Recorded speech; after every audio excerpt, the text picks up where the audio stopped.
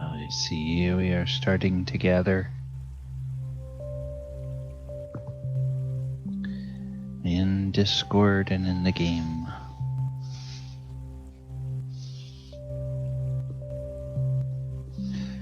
How's everybody doing tonight?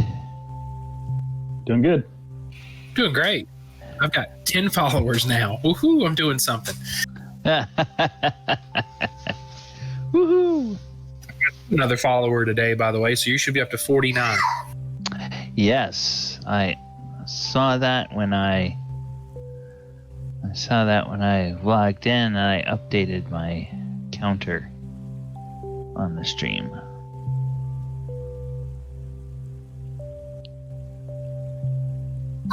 It's my buddy that streams on YouTube. He's up to 615 subscribers. Oh, nice. He streams D&D?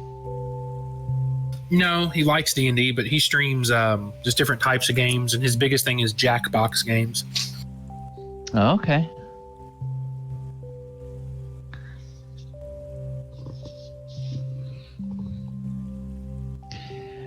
Yeah, I will have to go find his Pet Reek. I'll have to go find his YouTube and subscribe to him. I subscribe to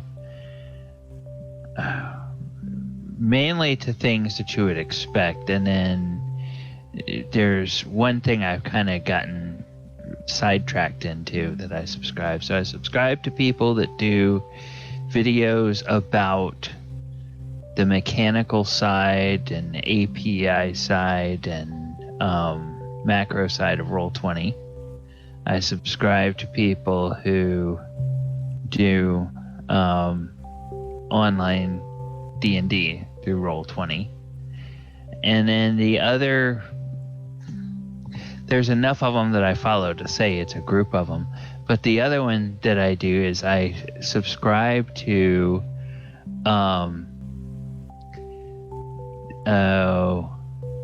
millennials and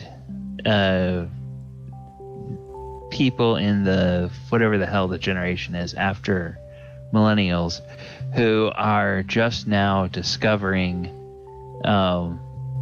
all of the great music that we grew up with. And so they'll do their first impressions of like hearing Led Zeppelin songs or hearing Pink Floyd songs or things of that nature. And that's kind of interesting. There's I have that in real life. I introduced a kid that works with me. He's in his 20s. I introduced a kid that works with me to Metallica because he was wearing a Metallica t-shirt and didn't know who they were. Yeah, it's like there's a lot of people that like, oh man, this Pink Floyd shirt is cool. Oh yeah, you like the band? What band? Pink Floyd. Oh, that's a band? No, I just like the way the shirt looks. Happened with a person wearing a Ramones t-shirt that didn't even know who it was. Oh my gosh. Yeah, it's some of them are blown away by some of the stuff, and some of it's kind of hard. Some of it feels to me kind of hard to imagine that people haven't heard of it, but of some of these songs. But at the same time, I'm guessing that there are, now that the art form is 30 or 40 years old, there's probably people that would be shocked that I just wouldn't recognize every song in like the Naughty by Nature catalog or the Tribe Called Quest catalog or something like that. It's like, I've heard of these bands, but I really haven't paid that much attention to hip hop. So I suppose there's plenty of people that have heard of the Rolling Stones and Pink Floyd and Led Zeppelin, but haven't really heard of any of their Who are those bands? music. Who are those bands? Hey, welcome back, Ken. How you doing? I'm doing great. How are you? I'm doing well. How was the fishing trip? Oh man, it was a lot of fun. I stayed an extra 4 days, as you know. I missed our Sunday game. Hey, that's fine. That's fine. I figured either you were having a really good time and you didn't come back, or you met a really nice girl and you didn't come back. So what I thought, okay, God, one way or the other, we'll hear from him sometime. If only the latter would have happened. If only. No, but it was fun. I caught many pounds of fish and gave it all to my family, and they were like, "This is the most delicious meat we've ever had." Blah blah blah. So it was really fun, and I took my niece fishing for the first time. One of my nieces for the very first time. Nice. So I wanted to take her out and do more things on the vacation, but she's just too googly goggly over this boy, so I couldn't get past her hormones. Yeah, okay. She's at that age. Yeah, so she's 16, so she'd rather stay at home staring at her smartphone, seeing if she gets a text message, than out having a good time doing stuff. Yeah. Oh, goodness. Well, understandable. All right. Well, I am seeing a lot of people pop into the Discord and the Roll20, so I am going to turn off the music and I am going to welcome everyone. It is Thursday night. It's a couple of minutes after 8 p.m. I am DM Galabond, and I am joined tonight by Ivy, James, Chris, Michael, Wesley, Ken, and we may get a Vernon sighting before too long. Looks like he's on Discord, but he's not yet in the channel. So we will see if we get Vernon before too long. Well, as we can hear, at least one of us had a really great week. Nice fishing trip, Ken. How did and I think there's Vernon now. Yeah, welcome, Vernon. Okay. How is everybody else doing this evening? Very happy. Very happy? Yeah. So far in my fight, and of course, I am getting 95s plus. Top of my class. So, woo. Nice. Congrats. That's great. She's That's ahead great. of ones of people. Hey, well, being first is good in the group. Anyone else have any particularly good news this week or anything fun? I have lots of bad news and a little bit of good news. Ooh, well, let's get the bad news out of the way. Unless it's news that you're not willing to share, and that's fine. It's news I'm willing to share. It's just depressing as hell. Oh, yeah. From one out on the front lines of this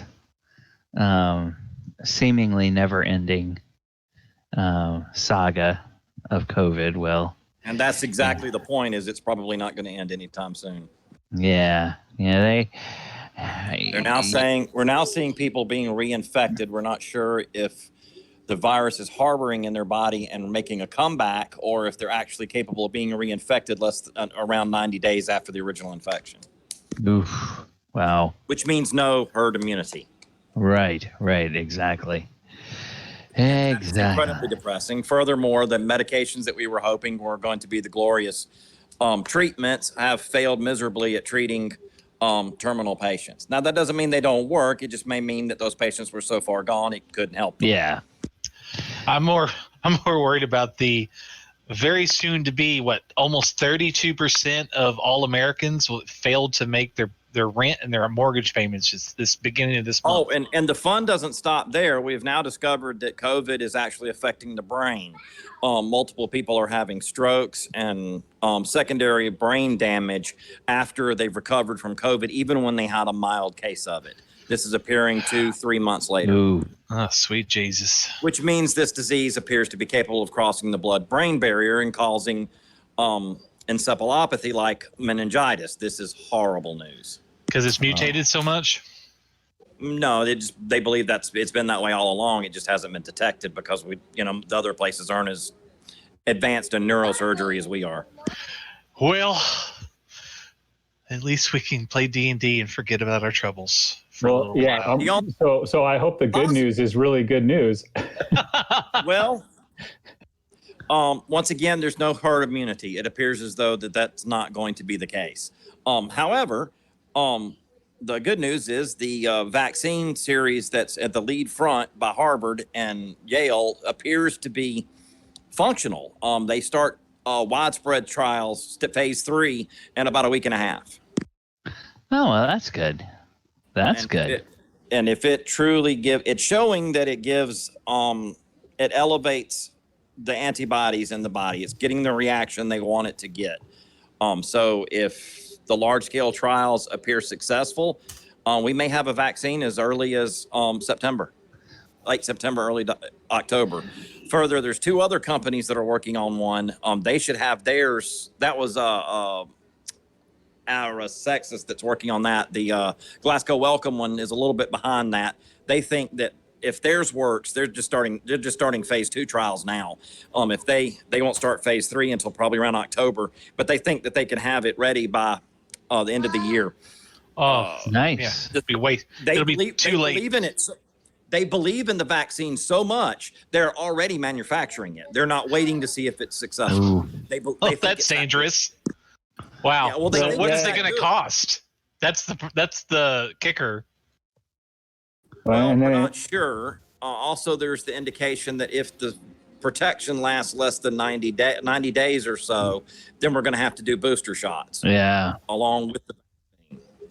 So you may have to go get a shot every 90 days. Well, hey, there was a period of time when about a year and a half where I was getting needles stuck in me by doctors or nurses on a regular basis, probably daily. So a needle every 90 days doesn't bother me that much. Wow. As long as it doesn't have any horrible side effects a year down the road or 2 years down the road.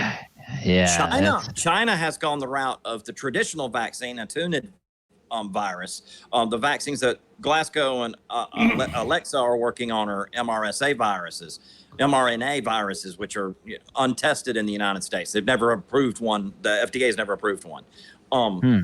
But the standard tuned virus, China believes that theirs is going to work, and they start injections in the next week. Oh, wow. They're going to test it on their military. Oh my goodness. Let's just hope. Let's just hope come January we don't have a sequel to I Am Legend out in theaters. Oh Lord. I was gonna say China's military. I think that's in India right now. So how's it gonna work? It was a warning. All the movies are warnings, guys. All right. Well. So that's 3 possible vaccines that could be available in India. And India's bragging that they've got one that they're going to start testing August 15th. So speaking of 3, we have 3 viewers on the stream who are waiting for us to start D&D. So let's go ahead and let's start D&D. And then we will table talk more stuff at the end of the session. All right. So last time, the party of heroes was at they had tracked the cultists to their encampment. Along the way, they had run into a group of stragglers or so, something like that, and had dealt with them, a few cultists and a few kobolds, and they managed to take some of their cloaks and grab some of their loot. And yes, I had moved you all into a group so that I could put you on the other screen. So I'll just put you back where you were, more or less where you were at the end of last time. But I think if my memory serves me correctly, James said that between the loot that you guys had all picked up, there's something like 11 of these cultist cloaks between the party. So there's enough to go around. Now, of course, it might be hard to convince anybody that Urgal is actually a cultist, but there could be some other things you could do in that regard with him. If the rest of you are using these cloaks. And then you came towards this encampment. And let me go ahead and I will give you a description again of what this encampment looks like. Okay, so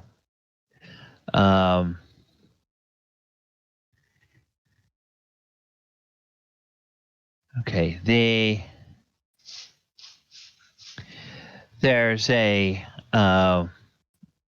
as you come up to the edge of this area where you can see activity up ahead, it looks like there's a guard post of some kind, and there's enough rock and scrub and everything that you can kind of keep yourself hidden. But you see all humanoids here.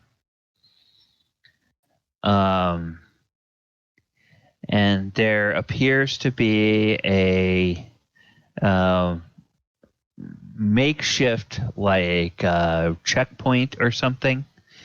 And it's a large boulder, and it looks like up on top of the boulder they have constructed like a little area where somebody can sit like in shade under that boulder. And then there's a couple of other stones of fairly decent size off to the side, and you can see a couple of people by each of those stones, and they've got their weapons. None of them are really standing at full attention, giving their full attention to watching the area around. They tend to be kind of talking to each other, and the person who's sitting kind of up in the little crow's nest on top of the boulder there, that person seems to be maybe have nodded off at this point. Perhaps they were up all night in a fight, and then had come back, and then were told to guard here, and so they might be tired, because this is like 4:00 the following afternoon, 4:00 in the afternoon after the night of the raid back in the town.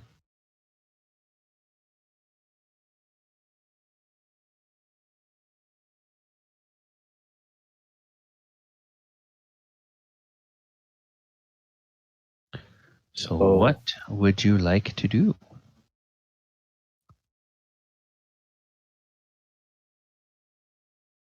So did we decide whether we were gonna sneak up on these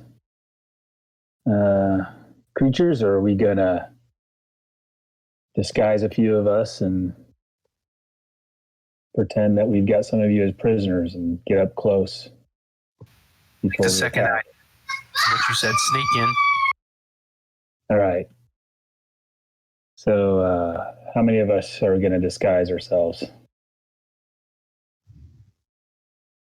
I'm gonna put on no filthy cobalt snack dressing. Yeah. You might not be able to disguise yourself very well. You wouldn't pass for a human. Well, I'm not that stealthy. It's all right. We just put a cloak on you and some bracers. You'll fit in. I can put it on a good show, though, if I need be. Just think of it as the biggest performance of your life.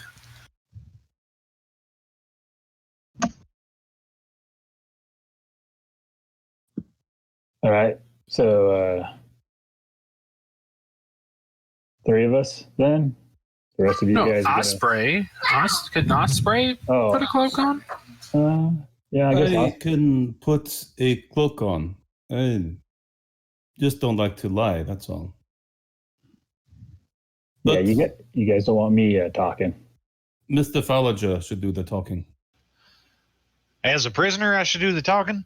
You're not a prisoner, Falager. Oh, okay. Yeah, okay. I see what you're saying. It would be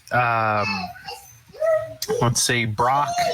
I don't know if we could pass Brock off as human, maybe, but I think his green skin would give it away.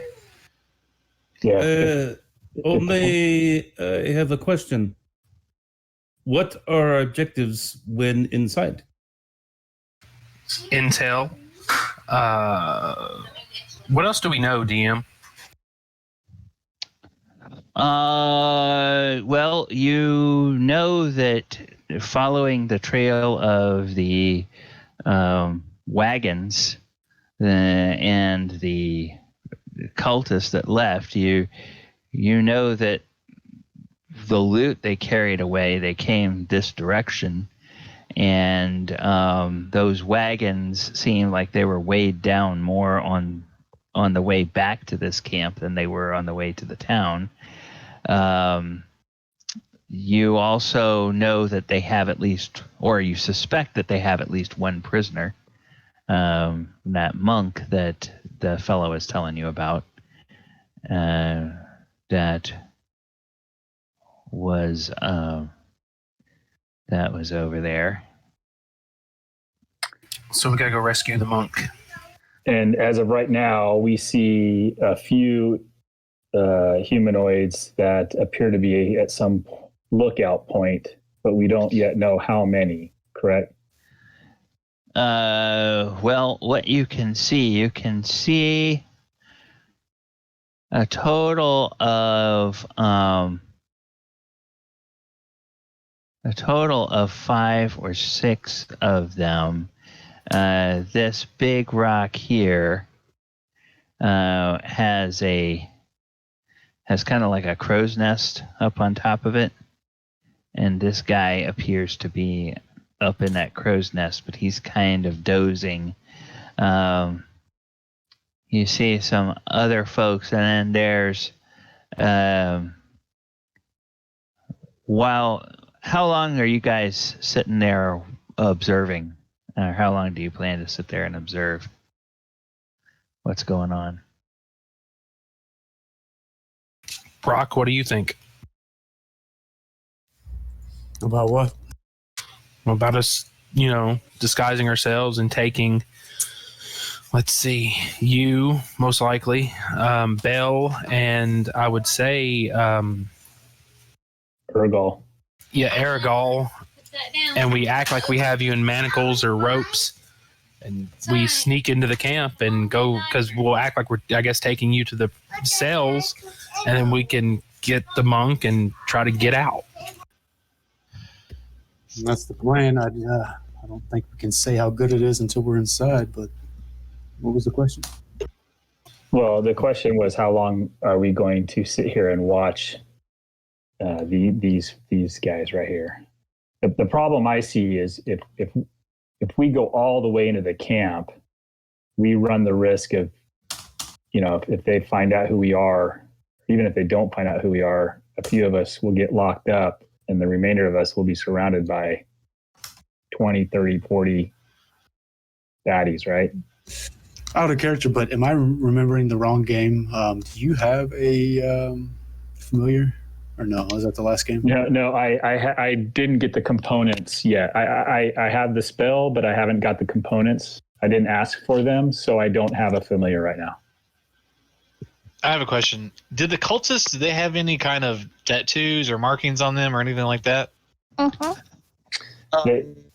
They have, some of them did, not all of them, but they all had these cloaks and the bracers that look like a stylized. Okay. Yeah. What about one of the leaders? Like, well, the two leaders that you saw, one was that half dragon guy that fought Urgal outside the keep, and another one was a woman who looks familiar to at least one of you. Okay, maybe. All right, this is what I'm thinking outside character. If I was you, could put on one of the leader cloaks or something, try to make himself look like he's a leader. Okay, yeah, you guys didn't get any leader cloaks. You don't have any leader cloaks.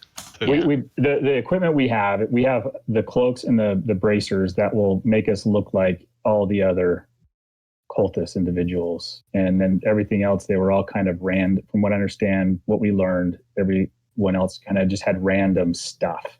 So we should not, as long as we don't do something stupid, they might not be able to see find out who we are. Okay. Maybe we'll let me do a lot of the talking. I don't know. Or me or somebody else too. I don't know. Pretty good at getting my way around a conversation. Okay, while you guys are making your plans, you see somebody run up from behind this guard post and disappears behind this rock, and then apparently climbs up on it and nudges the person that's sitting there, and that person, what, and does one of these things, kind of wakes up and says, "You sleep on the job. They're going to find out and they're going to kill you. Now, it's my turn to watch. You go back to the camp. Resmir wants to see you." And he's not being terribly quiet because they're in a, there's nobody out there. So this guy's like, all right, quit griping. Nothing ever happens out here anyway. And so he climbs down, and then this one assumes his spot. And then this one goes back and disappears. And then about the same time, another cultist runs out, and he's got some water skins. And he runs over here and he gives these two guys full water skins.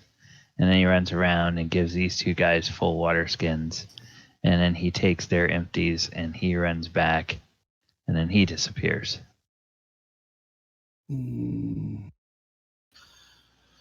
right, I'd say out of character, I would suggest that we maybe just disguise ourselves as having prisoners, and we can bypass this group and get into the main camp. It's probably some distance away, so we don't have to deal with them. If we only wish to gather intel, it only requires one. If we wish to make a break for the prisoner, that requires more people. Are we here to rescue anybody or do anything? Yes, we're trying to find the monk, but we have no idea where he's at, and we don't know. We don't know how many are in this camp. That's the problem. Well, let's just infiltrate it and go find out. And if all crap breaks loose, we just fight our way out. Classic D&D. While we've been sitting here discussing, I'm as a ritual casting comprehend languages so that for the next hour I can understand anything I hear. Okay. If spoken in another language. All right. Oh, somebody's a wizard now. Hey, where did you get that book? Oh, Benedon. This is a buddy of mine. His name's Benedon. He gave me a book. Comprehend language. Is that a self buff? Yeah. Yeah, it's self only. Yeah, damn. Now you guys have heard these guys talk, and they appear to be talking in common. They don't appear to be using any kind of weird language. All right, so Falliger put on his cloak. All right, boys, how many of us going to be wearing these cloaks? Me, I've got a you, cloak. Mullick. Let's make sure we have our bracers on, too. Got to put those on. Got to look the part. Yeah. Osprey? Yes, it is better that I wear these clothes and pretend to be cultist rather than prisoner. Okay. And That's fair. None of us are going to be prisoners. That doesn't make any sense. No. Well, Bell, Brock, and Aragol are prisoners. Okay. So Falliger would like to help Belle put on some shackles, but using sleight of hand will secure them where she can still get out pretty easily. Okay. Go ahead and make a sleight of hand check to see how well, either way, she's going to be able to get out, but you're making a check to see how convincing you make it look. You trap me and I'll bite you. Just to make this clear. Now, Belle, it's got to look real. We gotta put these shackles on you.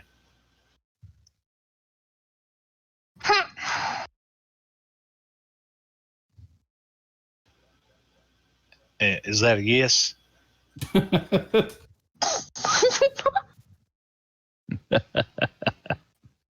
She doesn't answer. You're just kind of like slowly, carefully walk towards her to put on the. Yeah. She'll flinch at him just to make him worried. All right. I don't think she can really roll up. She can't really help me do anything, right? So she can't. Maybe she can position her wrist or something. I don't know. Falliger. I can help you. Falliger, here, I've got a pill for you. This will help you. And I give him one of my guidance pills. Now she could do a bardic inspiration, or he could do his thing, one of the two. But I don't know if you want to waste a bardic inspiration on this. I'll give him probably not. Now, when she's walking in, she could definitely do something like a performance check to make it look like, to help sell that she's shackled, if she chooses to. Yeah. Well, he'll give me guidance that'll help. All right, here we go.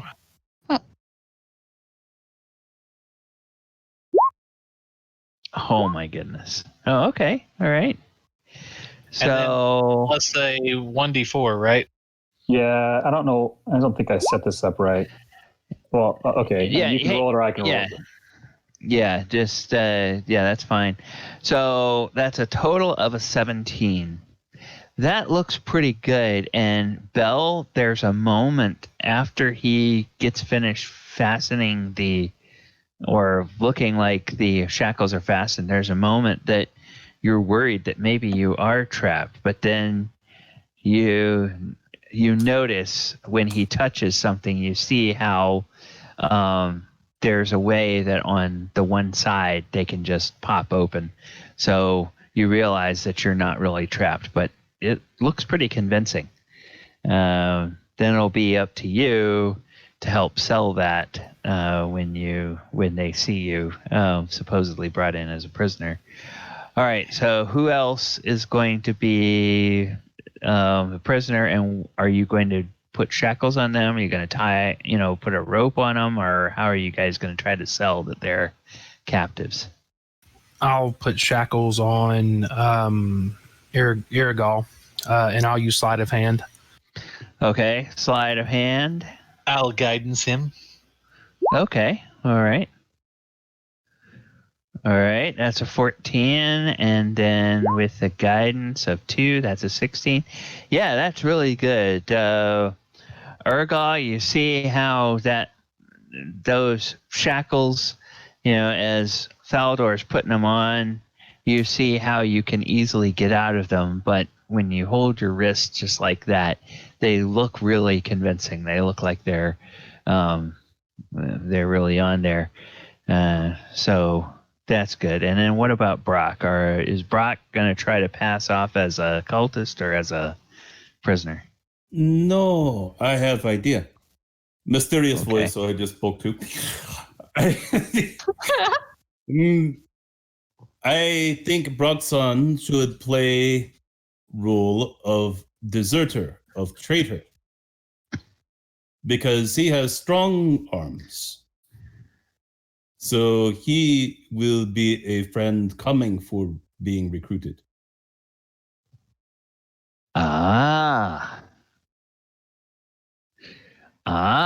Okay. Well, what does Brock think about that? He just looks at Osprey for a moment and nods. I like it. Okay.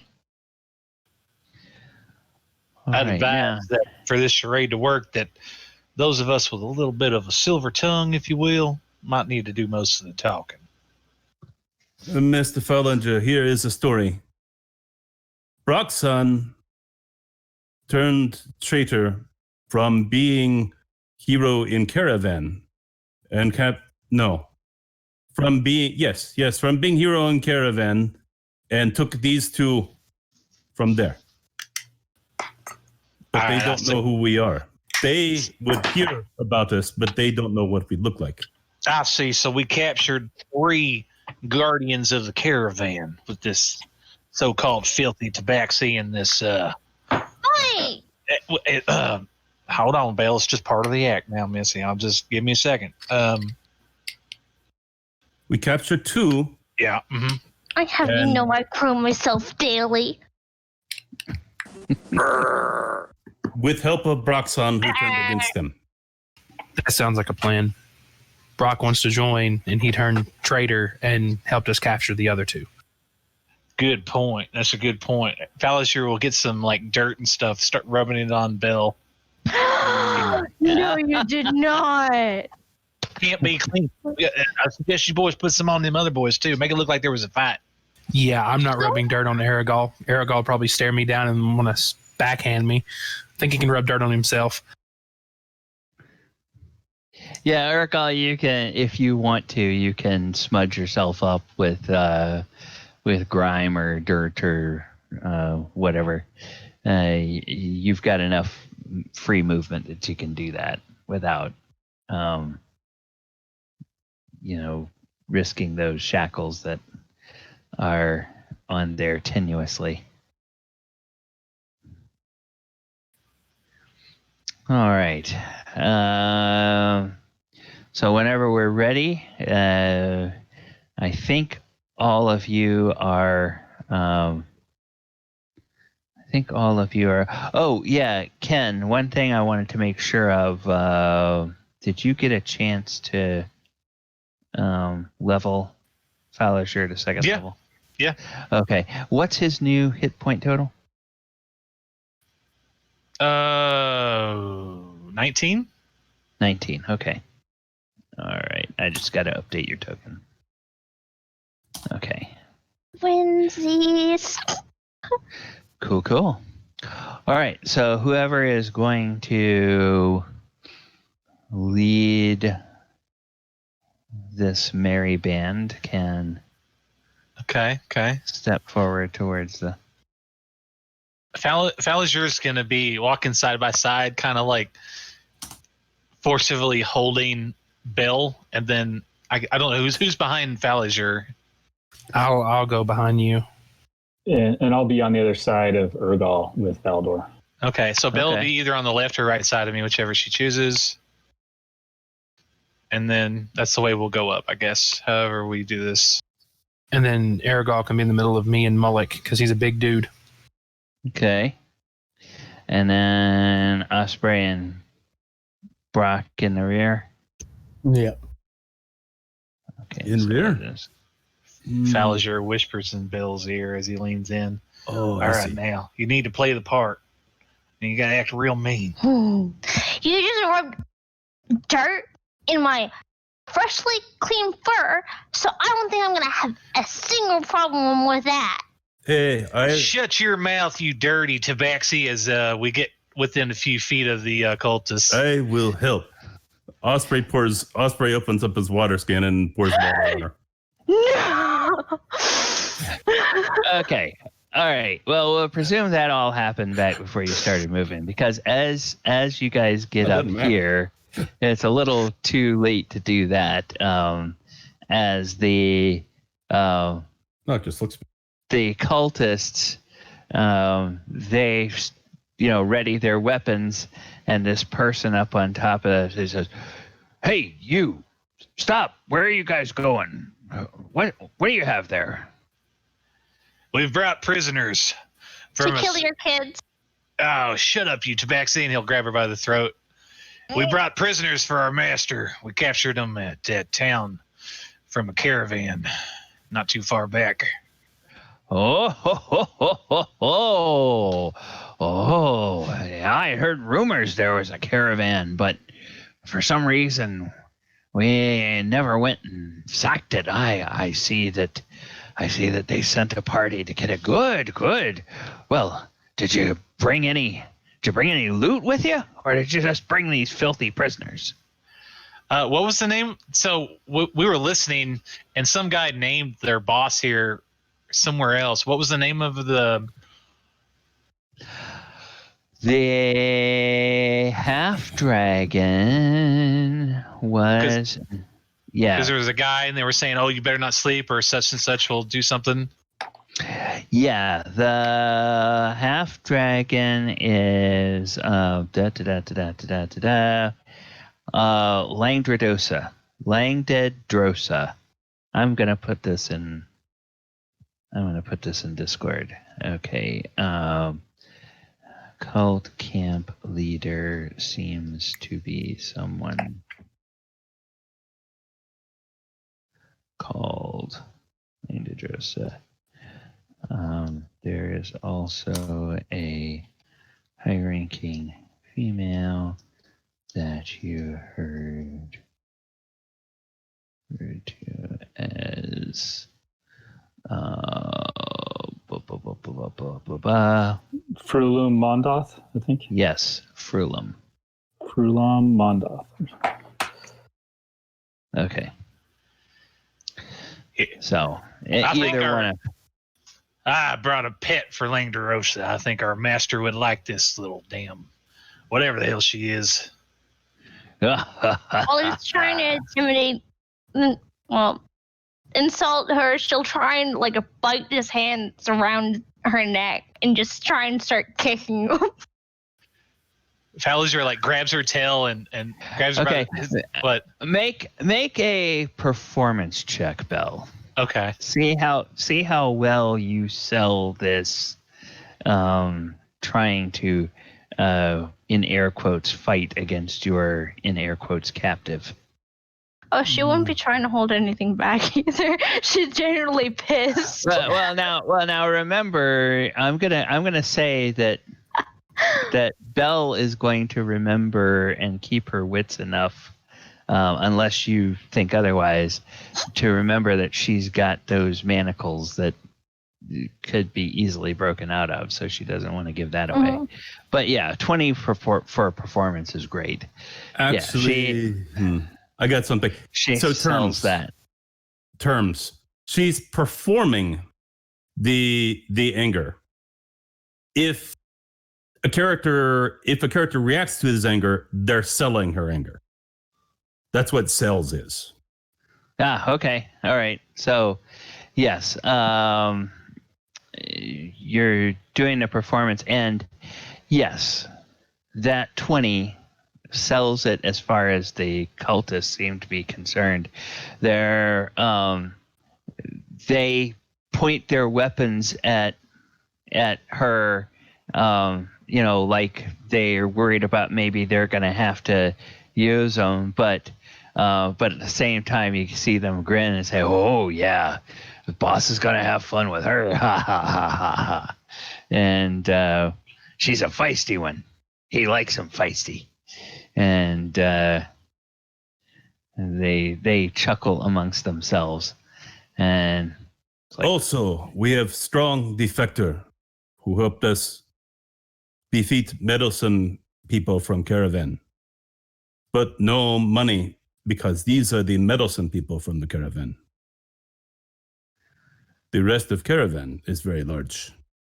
Would need many people to attack. Okay. And so this one who's on the watch post, he climbs down and he comes out, and I guess Osprey, you're gonna come forward with Brock at some point. Is he coming down toward? I don't know why. Yeah, he's coming down. He's communicating. He's making eye contact as. Yeah. And he folds his arms and he's looking at Brock. He kind of looks Brock up and down. And he says, "Oh yeah, you're a strong one. What do they call you?" Name's Brick. Brick. Well, you look solid as a brick, that's for sure.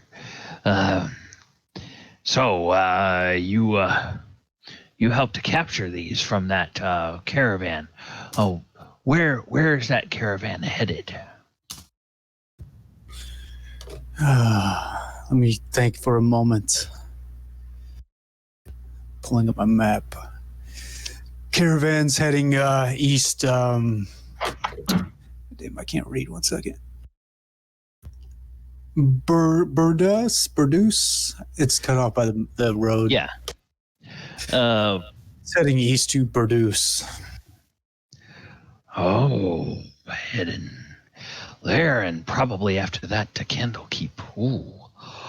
Oh, that must be a rich caravan indeed. Do you know what their cargo is? What kind of goods are they carrying? Lots of gold, jewels, weapons, explosives, stuff like that. Yes. Well, Langdedrosa will really be happy to hear my report on this. Yes. Come. I will escort you into the camp. And so then he starts walking back over to this side, and as he gets to these guys, he says, "One of you get up on that crow's nest and look to see if there's any trouble. I am going to carry these to our leaders." And they're like, hey, why do you get to go? Oh, why do you? He said, "Because I was on watch. That's why I get to go. I get the glory this time. If somebody else comes in, you can lead them in, and you get the glory for that." And then he turns back and he waves you guys forward. Get moving, you filthy cat. And Falazir like kicks Bell in the behind. We'll stumble and growl at her and just... Okay. This little walking carpet. He will go on in. And I am going to go ahead and change the map for us. Gosh, people. Whoops. I'm getting spammed from Florida. And his phone goes off, and it ruins the disguise, and they start attacking. What's a phone? You're really from the future. Okay, and then... Or from the past. Yeah. The There we pre-COVID go. world. Okay. All right. Oh, yeah. It's... What did I... Okay. Sorry, that's going to be 19, and that'll be 19. Okay. All right. So you guys start heading in here, and I will go ahead and give you, since it's daytime and you can see what's going on here, I'll sort of describe this, and you guys can zoom in, zoom out on your own maps, whatever you want to see. You see that this encampment actually is formed in a wide, or rather narrow but shallow, almost, it's not quite big enough to be considered a canyon, but it's a little depression between two ridges. And there's a few points of interest that you see here. You see several groups of tents that are set up, and there seems to be a few people around them. The one thing you notice is that if there's kobolds, they all seem to be kobolds around a particular tent. If it's humans, it all seems to be humans. There's a guard tower here, kind of in the middle, or towards this end, and there are 4 kobolds up in the top of that tower, and they appear to be kind of jostling with each other to figure out the position they want to be in. There's some pits near these groups of tents, and these pits appear to be kind of like makeshift latrine pits. And then as you go back, there's kind of a shelf towards the back of the canyon, back over here, where the land rises a little bit. And in the very back, you see a tent that has a number of people around it, and there are people, and there's also some of those really large lizard type things that look big enough that at least a kobold or perhaps even a small human could ride one of these lizards. Then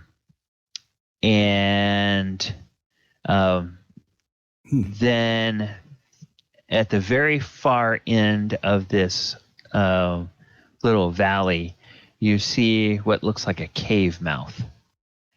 And then you do notice over here to the side of the cave, there are several scaffolds that are set up. And they're scaffolds that are set up kind of in... it's kind of like the medieval version of the stockades, where you would lash somebody to it, and it keeps their arms stretched up and their legs stretched out. And you see one of those has a figure on it, you're too far away to see if he's alive or not, but he appears to have his head hanging, and it's pretty clear that there's streaks of blood on him, that he's been roughly treated at the best. So your little guide says, "Yeah, come on to the back. I'm sure there'll be I'm sure they'll be really pleased to see you. And so he's going and he gets about here and he shouts up. He says, "Hey, stinking kobolds, look out! We've got some new recruits coming in, and some prisoners. Watch for that cat thing. She'll probably try to eat you if we don't keep a good eye on her." And looks like tasty treats to me. And they look down and they hiss and they go, and they like, "Don't talk to us, soft skin." I'll talk to whoever I want. And then they hiss at you. She'll hiss back. And then they look at each other when you hiss back. And then one of them moves to the back and pushes the other one frontward to the front. Okay, so then he keeps going, and he goes by here. Are you guys all following him? I don't know. I presume you guys can move your own tokens, but I just want to. And let me know if you have any questions about anything that is depicted on the map here. So he's moving on through here, and he starts to make his way over here. Where was those racing lizards? Pardon? Where was those racing lizards? You didn't say they were racing. Oh, they're with the kobolds? No, they're over here. No, they're over here. They're down there. I thought you were talking with the kobolds. Sorry. Yeah. Yeah. So, as this acolyte gets forward, you can see now that that each of these lizard creatures appears to be on a leash. And this one back here, the leash is tied to a stake outside the tent. And there's this person here appears to be some sort of leader type. These three appear to be some kind of handlers of the lizards. And this guy steps forward and says, "You, hail Tiamat, what brings you here?" And he says, "Oh, some cultists have come. They found a defector from the caravan and prisoners from the caravan outside of Greenest. And they bring us these prisoners, and they tell us of the treasure that the caravan is carrying." And he says, "Why are you here? Why did you leave your post?" And he says, "Well, I put one of the cultists on the watch post, but this is glorious. I bring you more recruits."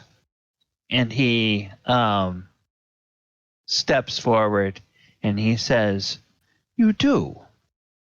Well, maybe that was a wise idea. And maybe, then again, it wasn't. Were you ordered to bring any recruits or prisoners into the camp?" And he's like, no, sir. No. I was not. I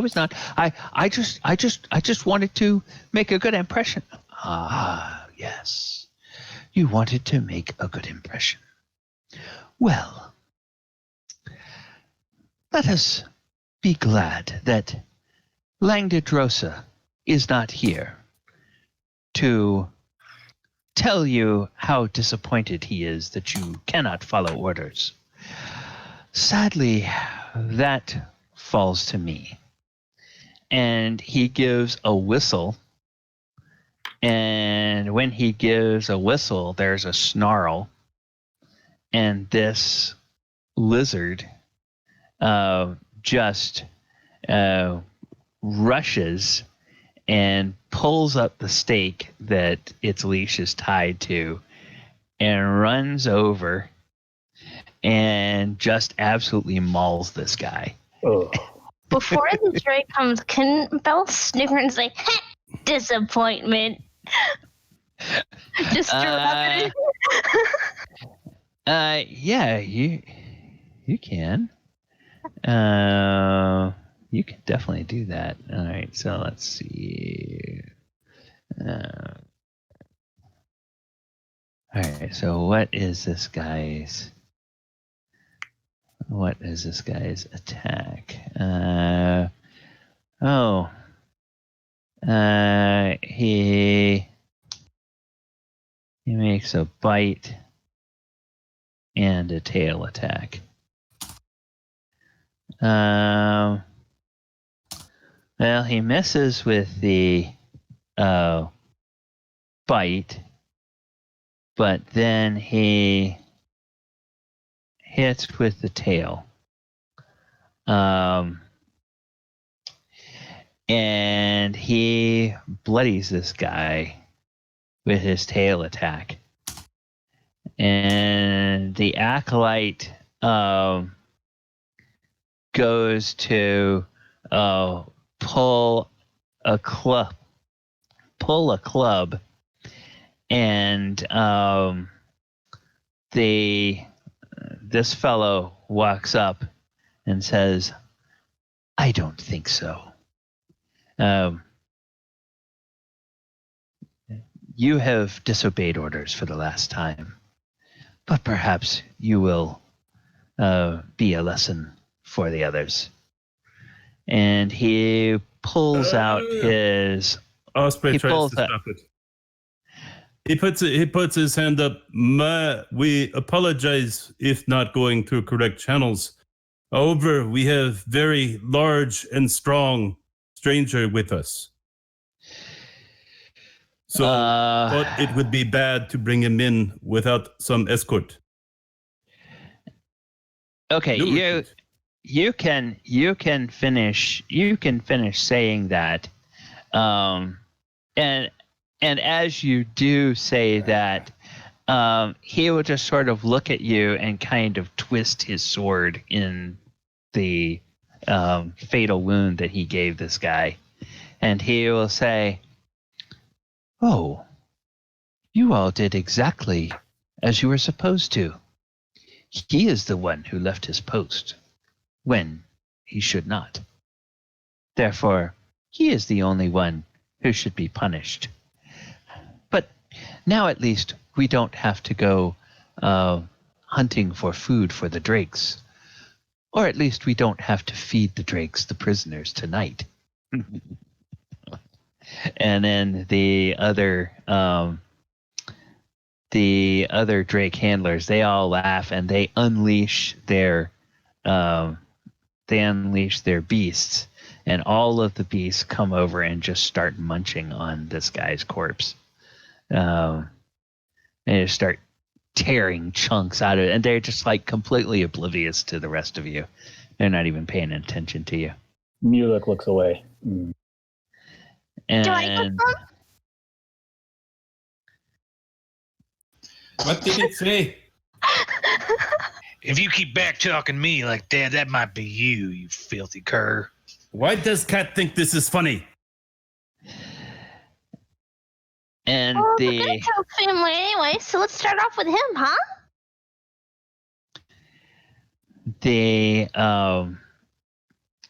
This one who appears to be the leader, he looks at Belle and he looks at Falazur and he says, "This one is feisty, isn't she?" Maybe insane also. She's a pet for the master. Although, if I was him, I'd just cut her throat and feed them to your drakes. And Dude, I'd slit your throat instead, and let's see how you feel. Silence you, and he'll he'll use performance and he'll slap her. okay, all right. So go ahead and see how Stage slap. Okay. What's the Abuse the Animals game tonight? it's a stage slap, and this is to see how convincing you can make it look without really really hurting her. If it's a low roll, Bell, you will take some subdual damage, but it's not real damage. Actually, I think this would be more like he's trying to be. I don't know if do you think it's more performance or intimidation? Well, it's not for Bell's benefit. It's for the so performance. Cultists. Got it. Yeah. All right. Can I guidance myself without giving it away? Let's see. I don't think so. It's a verbal and somatic, so yeah. Oh, second. I want to check something.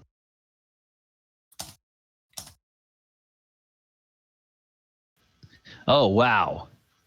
Okay. It looks like I just hauled off and knocked the shit out of Bell, but A new recruit Bell, from medieval times. Bill plays with it. Yeah, this job or this performance looks really good, and you just kind of almost instinctively you fall down to your knees and just sort of hang your head down and act like you're kind of stunned from that blow. She'll put a few whimpers too. Yeah, and the leader looks up at Falazur and nods appreciatively and says, "That was very effective, although I hope for your sake that you didn't leave a mark. The master may not like that. He prefers them unblemished." And then all of the other handlers say, and he turns and he says to one of them, he says, "Go inside. Tell the master that we have more prisoners." And then to the rest of you who are dressed as cultists, he says, "Bring the girl and and that thing," he says, pointing to Urgal. And he starts to lead you guys over towards these scaffolds where this figure is standing. Osprey, you and Brock appear to be kind of at the moment being left alone. Where is that monk? Over there. The figure that you see on the scaffold is over here. And so this person, there's two more scaffolds. There's one in the middle that's a little larger, and one that's a little smaller opposite the monk. And he says, "Let's go ahead and get them bound here." And so he will. Whoops, we're missing Urgal. Urgal's near the entrance. Yeah, I'll just bring him on over. So, all right. So then they bring Bell over. Okay, Osprey, you probably don't want to be there. We probably want to put Bell where you are, Osprey. Oh, I'm misunderstanding your. Yeah. So. Yeah. So that's the. These are the scaffolding right here. Yeah. Okay, it's one large scaffolding. It's not several. Yeah, it's three scaffolds kind of next to each other. Actually, there's like 5 of them, and 2 of them after they put these 2 up, 2 of them are still empty. 2 of them over here on the other side. So the monk is behind behind the scaffolds? No. He's lashed to one of the scaffolds. That's The scaffolds aren't really pictured on the map, but this is where they're located. Yeah, Leosin is the monk. Right. Yeah. Okay, so he is this a halfling or a human? Looks human-sized. Human-sized. Okay. As far as what he actually is, like I said, his head is hung over. Although at the noise, he does lift his head weakly and kind of look. He does one of those things where it looks like he's trying to see what's going on without making it obvious that he's looking. And you can't tell whether that's because he's trying to be sneaky or because he just doesn't want to draw attention to himself by moving too much.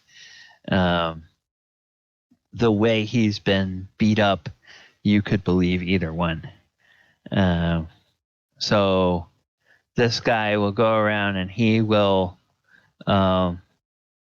help to bind Urgal to the scaffold. Now, interestingly enough, he doesn't touch the manacles, and actually he will bind Urgal's upper arms, but he won't bind his forearms because he's already got the scaffolding, or he's already got the manacles on. And then he does the same thing to Bell. So the legs are lashed to the scaffold and the upper arms are lashed to the scaffold. But the forearms are not. You're just left in the binders. And of course, as the two of you know, those binders are ones that you would be able to get out of at the moment, and so your forearms are at least free. You're a little bit restricted in your movement because your upper arms are kind of lashed to the scaffold, but you have a little bit of movement. Like you could reach down to a pocket or something like that. Thank God this one's worth. I mean, this she's not worth the trouble she brings, and good riddance. And he'll kick dirt at her. She is very difficult person. But you got to watch this quiet one. Belle fluff up her tail and try and make herself look big. And he says, "Oh, yes. This one doesn't need to speak for me to see that he could be real trouble. Well, you lads go get yourselves some chow." And he points off to the tents up in the camp. You've had a good day. They will probably want to talk to you later and find out more about this caravan. For the meantime, and then the fellow walks over towards Brock and says, "So, you turned against the caravan. You decided to join us. What drew you to us?" I prefer to be on the winning side. Smart lad.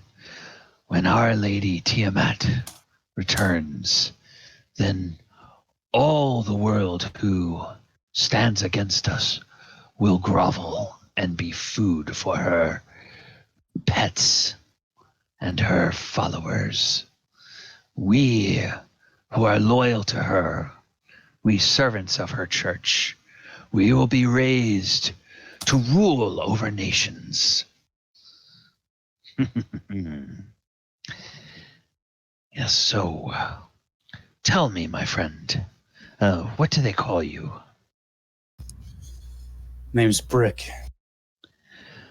Brick. That's a good name for such a solid man as yourself. And he leads you over towards this tent, and he says, "Would you like a drink?"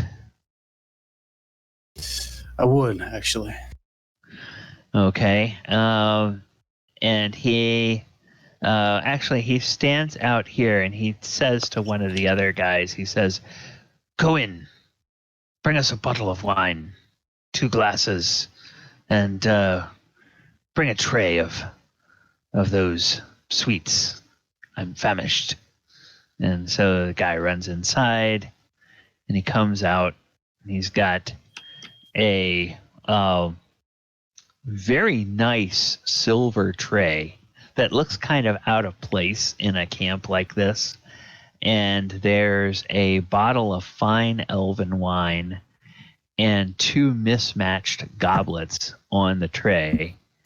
And there's a bowl that has like some candied fruit in it. And so he takes the bowl and he sets it on a little stump there next to him. And the guy you're talking to takes the smaller glass, smaller of the 2 glasses, pours some wine into it, and he hands you the smaller glass. And then he takes the larger cup and he pours some wine into it, and he takes that for himself. And he puts the wine bottle back on the tray, and he says, holds up his glass. He says, "To Our Lady Tiamat." And he raises a glass and a toast, and then he takes a sip of the wine. To Tiamat. Being raised in a castle, I think I would have experienced delicacies from all over the lands. Can I do something like sniff this wine to make sure it seems in order? Yeah, sure. Let's call that our survival check, just to see if you can tell if anything is amiss with it. All right. I don't know what's going on with Roll20 lately, but... Yeah, sometimes it can be really slow. Like, I go to expand my character sheet, and then I can't scroll down. It's just, like, stuck. Let me reopen it. There we go. Okay. It smells fine to you. And you just saw him pour it out of this same bottle, and he drank out of it. So, I mean, unless there's something in the cup itself. I'll down it. Yeah, it tastes fine. It's actually a vintage wine. You would say it's probably from the area a little bit to the north. You would say that perhaps it's where's the okay, yeah, forgotten. Oh, phooey. Oh,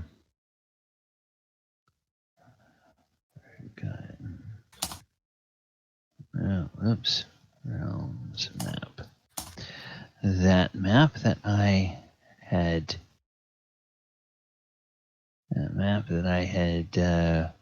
bookmarked is giving me an error now. Okay.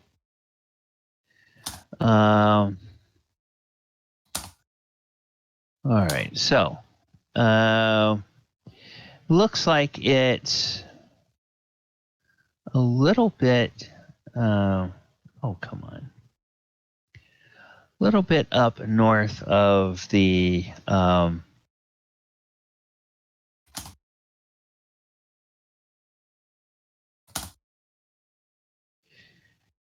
Well, dadgummit.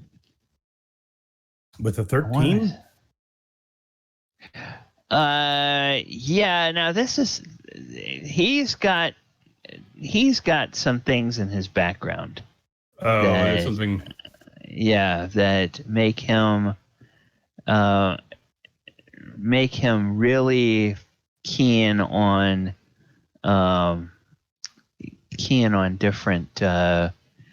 different areas. Goodness gracious, come on. All right, so All right, and there we go. This is the one I'm looking for. Golly. The Silvery Moon. Okay.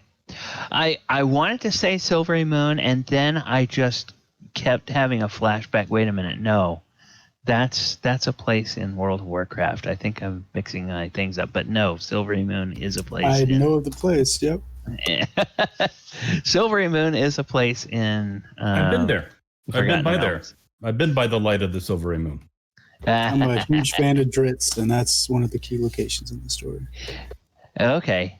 Yes. So you can tell that this is an elven vintage from somewhere near Silvery Moon. You can't quite place the vineyard, but it's got that distinctive, those distinctive notes in the flavor of the wine. I hide my enthusiasm. Okay. All right. And he says, so... tell me, Brick, what is this, what's the cargo on this caravan? Well, like most big caravans, you're going to have the central, most likely, caravan consisting of food, kitchen stuff for the, supplies for the people. Everything else, however, in this caravan specifically, are jewels, gold, weapons, armors, exotic goods, spices, a few, virgins here and there. Everything you'd want. Oh, my goodness. Oh, where did the caravan, where is its point of origin? Baldur's Gate. Rich with trade goods. However, I'm sure you're aware, usually they go clockwise throughout the lands. This year, they've preemptively decided to go backwards to try to throw people like you off, I suppose.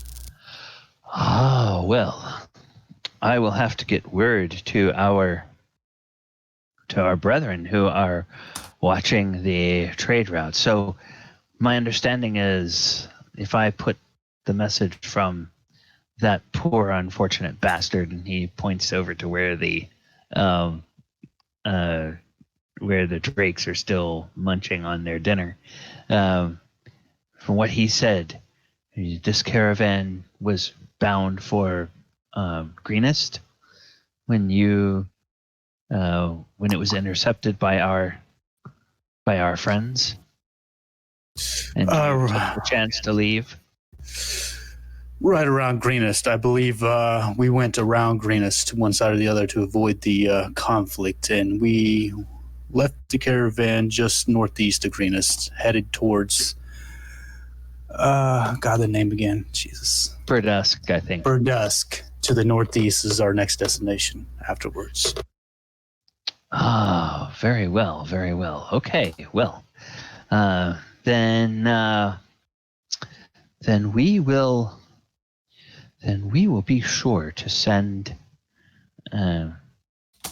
We will be sure to inform those who are watching the roads between Greenest and Burdusk to be on the lookout. This is very good. You will. You have a chance to rise fast in the ranks as long as you make the right friends, and as long as you remember to follow orders. I think I can do that. Good, good. All right, well, be aware the leaders can talk to you. They are probably going to want to speak to you in a bit. In the meantime, you can go join those others that you came with.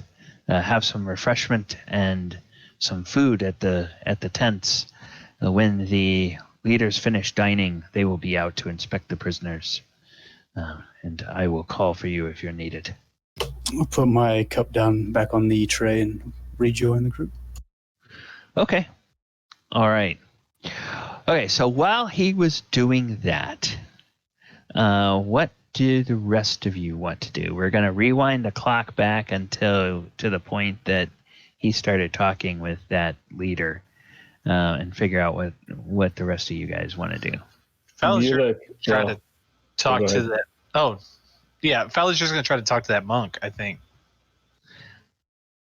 Okay. Okay. If you're spotting that, Osprey is going to go do something.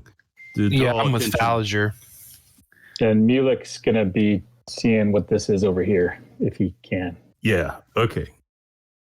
Osprey, seeing what you're doing, is going over toward them, whichever ones of them was not talking, because he's going to start talking to them himself so that they're paying attention to him. And he's going to actually ask if he can try one of the lizards. And the handlers, they look at Osprey and they say, and they kind of look quizzically and they say, well, you certainly don't want to interrupt it while it's feeding. That would be a bad idea. Good way to lose a hand, if not more. Of course, but I was hoping you would take time to consider, because after eating, they will be happy.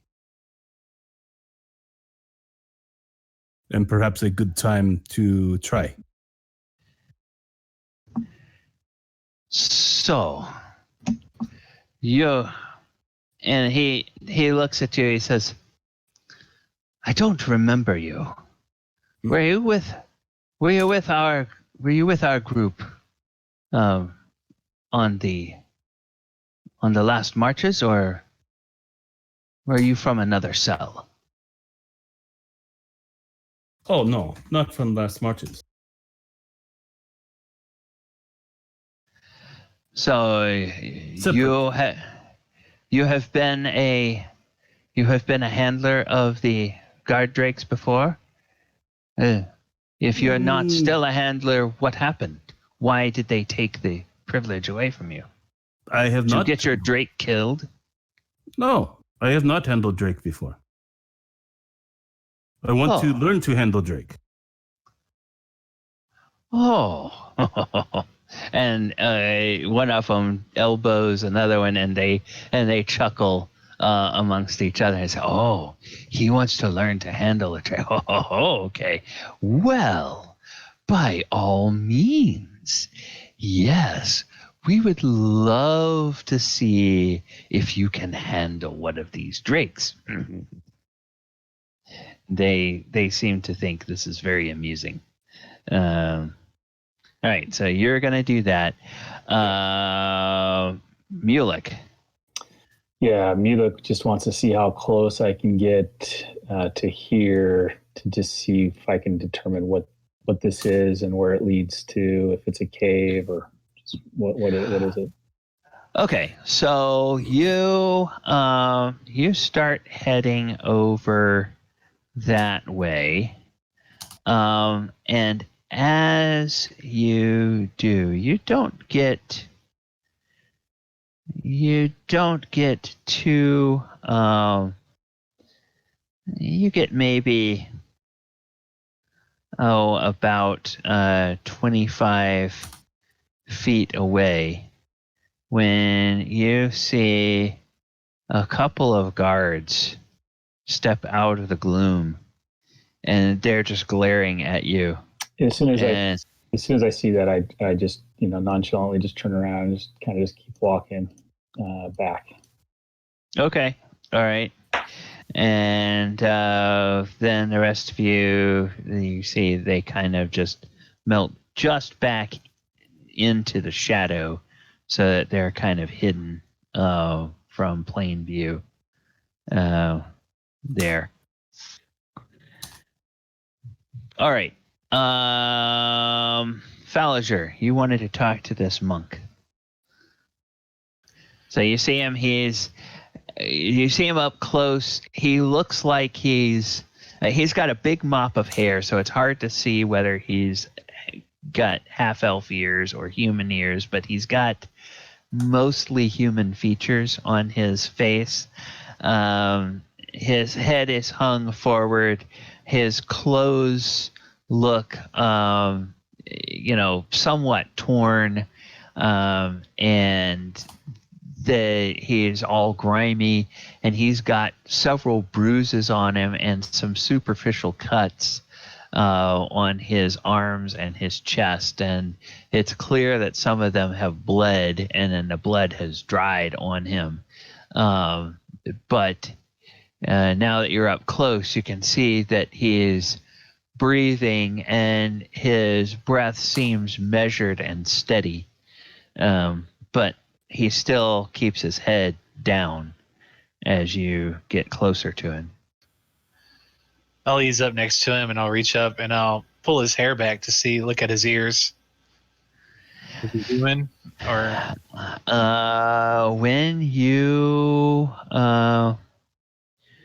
when you look at him, you do in fact see that he is a. Let me just make sure. Okay, that he is a half elf. I'll whisper softly to him in Elvish that we're here to rescue you, brethren. And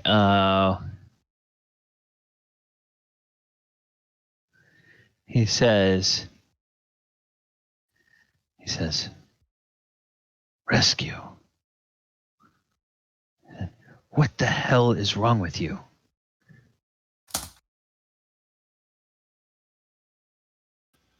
Whoops, I'm sorry. I didn't mean to do that. I meant to do this. I meant to open his character sheet, not drag another one out on the...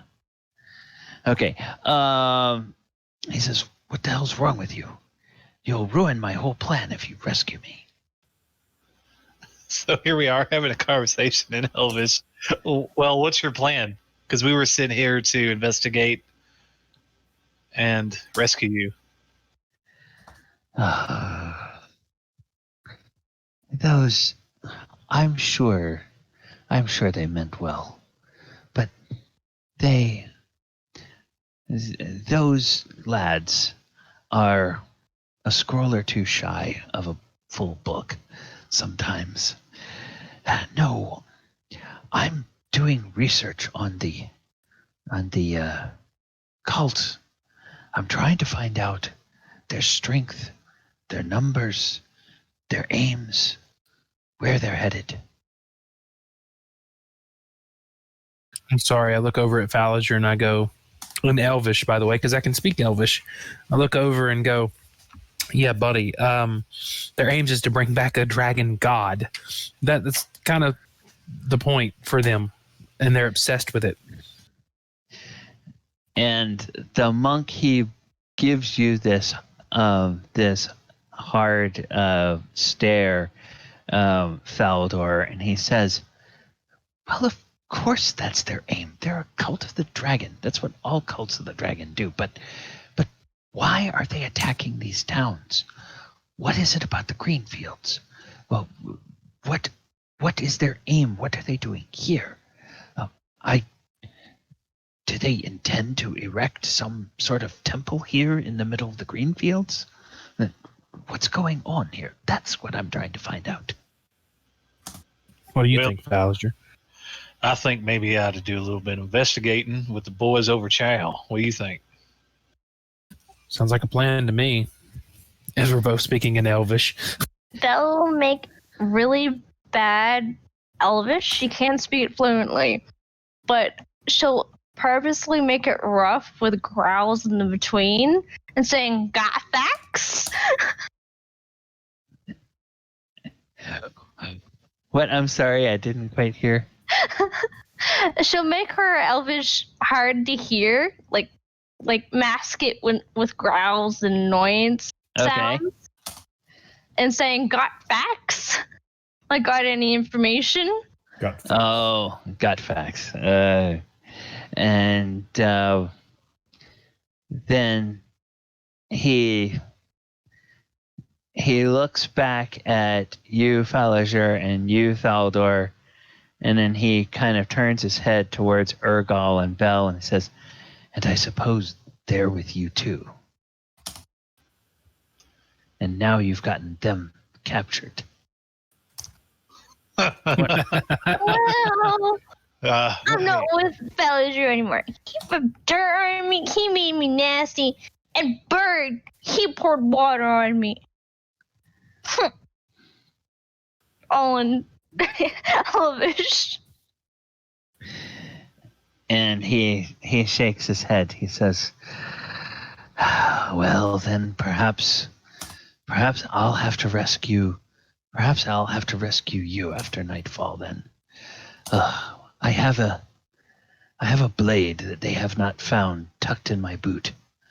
And I was planning, after I had been captive here long enough to get the information I need, I planned to free myself at night.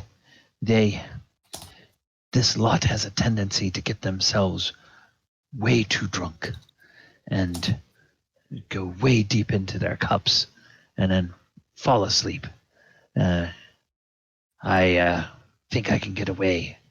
I suppose I'll have to cut your friends here free when I make a break for it.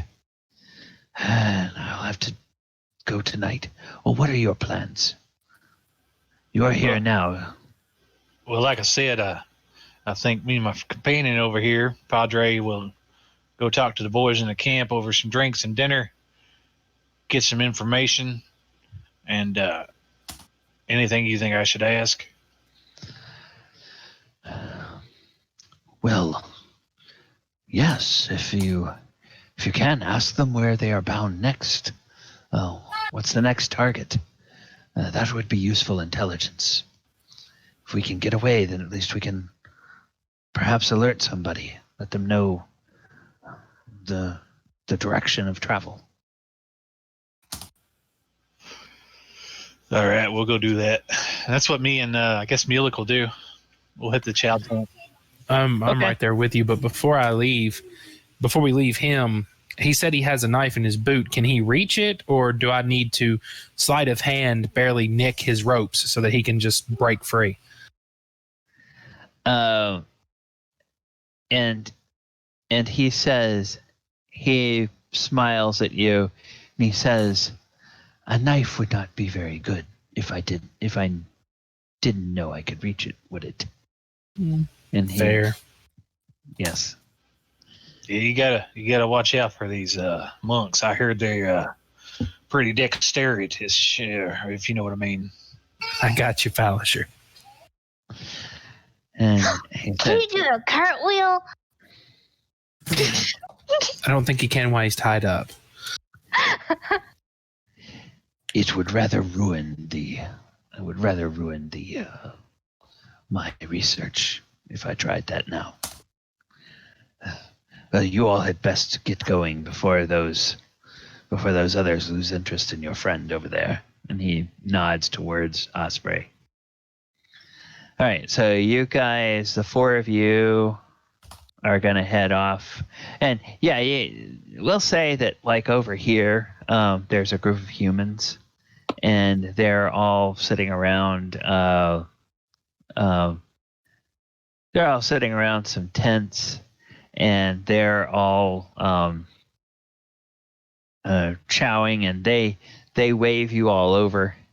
And Brock, they wave you over as well if you're walking over with these guys. Mm-hmm. And they'll welcome you. Okay, Osprey, you're back with these guys, the Drake handlers. Right. Okay, so what would you like to do? Well, it depends on how things- We'll say that the Drakes they've eaten most of the corpse, and they're starting to pick at some of the things on the bone, and a couple of them are doing that thing where they've kind of turned their heads away and they just sort of splayed their legs out, and they're kind of resting on their bellies. Like they've eaten their fill, at least for the moment. Yeah, so I think we're still in that conversation that we have. So looks at Okay. veteran. imploringly, I believe is the name for that look. Okay. Is like, what? What do I do? Well, if you have wanted to learn, surely you've observed the Drake handlers before. What would you think would be the first thing to do?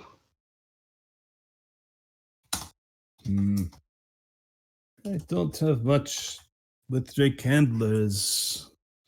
Let me see. Now you're used to handling animals, so Yeah, but it's a prey animal. It's not a predator animal. Hmm. Well, Osprey. Well, the humans would have. The humans would have ridden horses. Yeah. But the psychology difference between a prey animal and a predator animal for riding is True. So this is sort of let's say it's a lizard, so it understands itself as both. So okay, thought you guys were going to help, but let me try it. And like And a little bit pissed by that. Give me a perception check, Osprey, as you.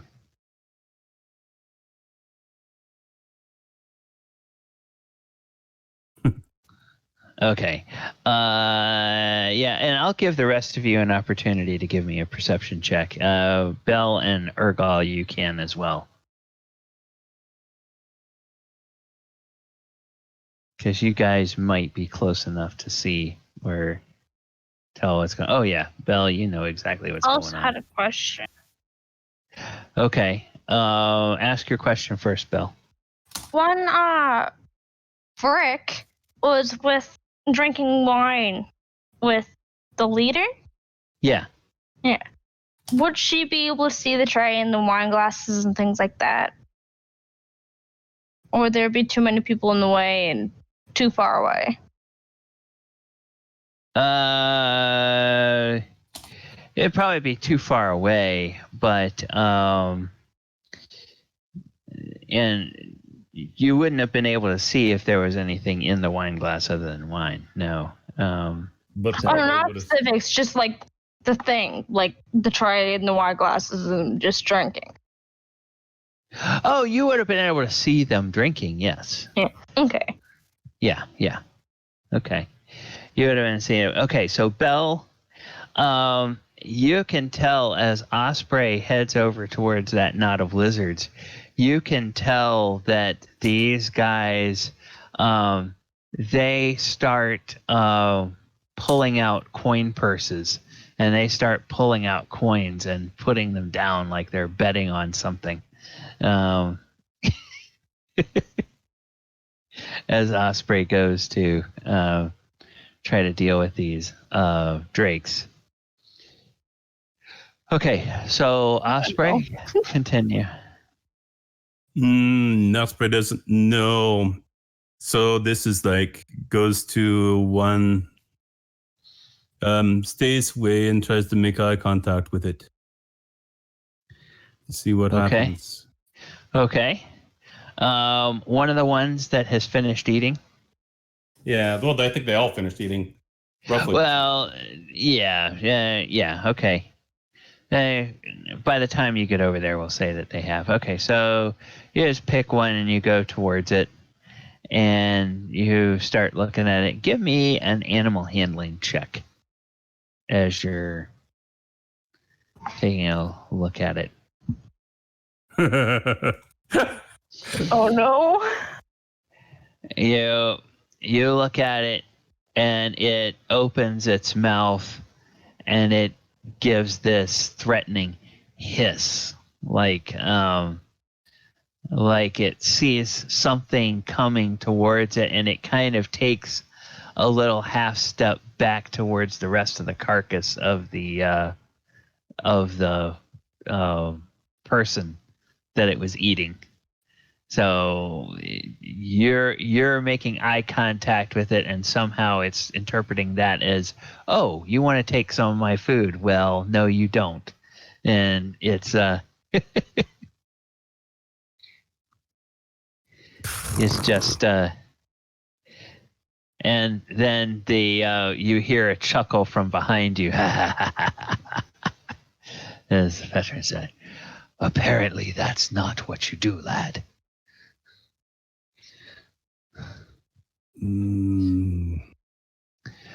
Creature already ate. This creature already ate. This one is hostile.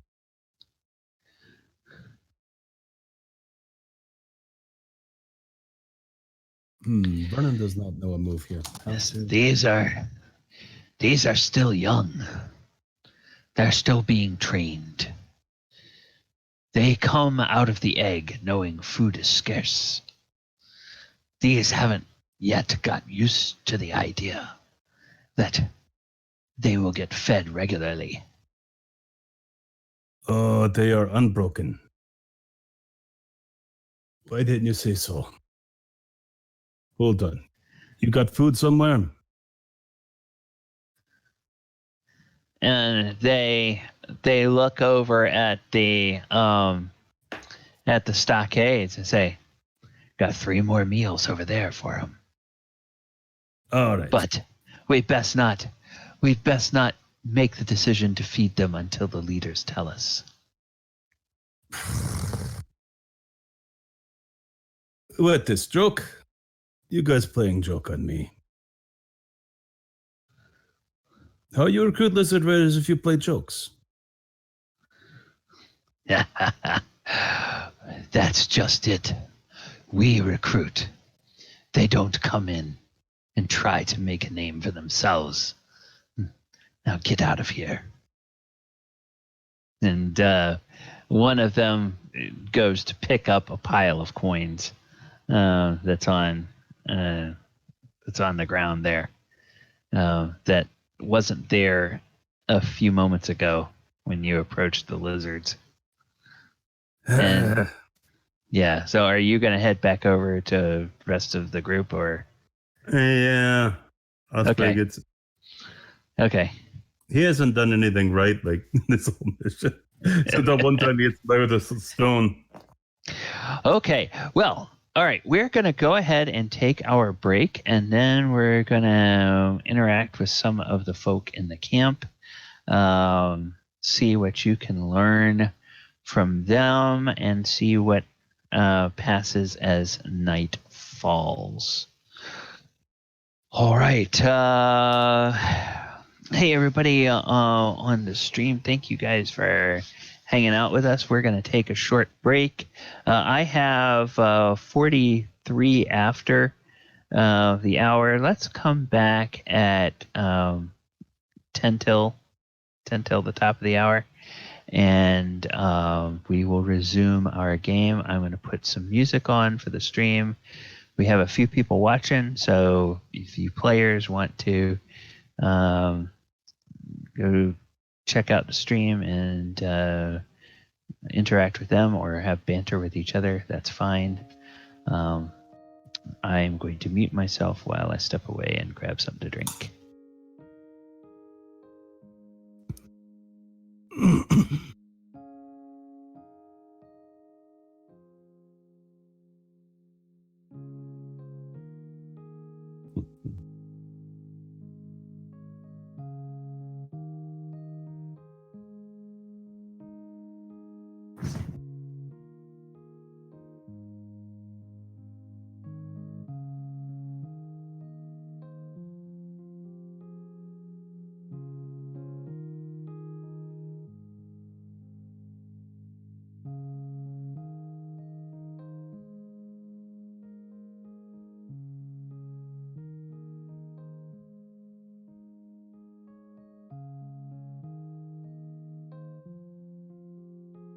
Gonna stand my ground. I swear that's what it is. And won't back down. Is somebody else thinking that? You think it's Tom Petty? That's what it sounds like. Listen to the melody.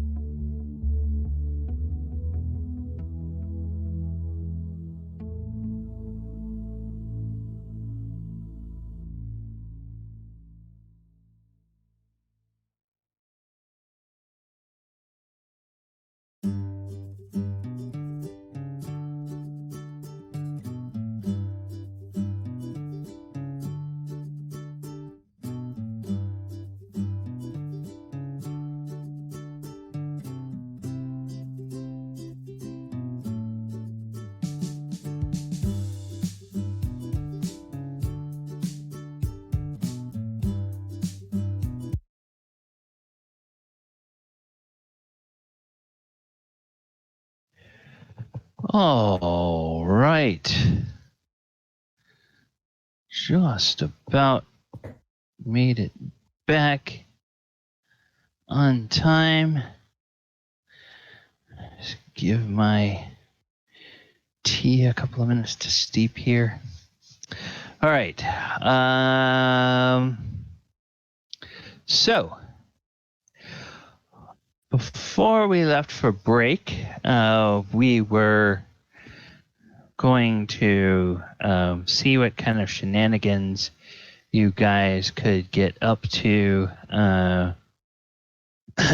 in the evening. And so there's a few people at these tents. A few of them look like camp followers. Any of those of you whose characters have a soldier background will know the type. It's usually folk who are not of prime fighting age or prime physical shape. Sometimes it's women, sometimes it's older folks, sometimes it's kids, and they tend to be people that will go along with some kind of a large traveling military or paramilitary force, and will do things like they'll set up the camps, they'll strike the tents when they're ready to move, they'll cook, they'll gather firewood, they'll do things of that nature, but they usually don't take part in the fighting. And this particular group of tents seems to be made up mostly of humans. Some of them are clearly cultists, and some of them are these camp followers. And the cultists and the followers are a mix of men and women. So you guys can talk to any of them or whatever it is you may want to do. Mulek's just going to find some food and just be sitting and eating and trying to remain quiet. Just listen. Okay. Alazir does the same, but instead he'll start talking. What was the name of the town? Greens what? Greenest. Greenest. Ah, damn it, I tell you what, I don't even know. What the hell do they want with Greenest anyway? Sure seems like an awful lot of work. And they look at you, and some of the cultists chuckle, and they say, "Yes, stuck right out there in the middle of the plain. You wouldn't think that the humans would be dumb enough to hide rich treasure there, but the church has a great store of religious relics that are very valuable to our queen. Anytime we can sacrifice the relics of some other lesser god to Our Lady," and a couple of other people say, "Hail Tiamat." Alazir's like, hail Tiamat. And and then they nod approvingly. Hey, what temple is that anyway? And it's like, what does it matter? One of the harvest gods that those fools worship. But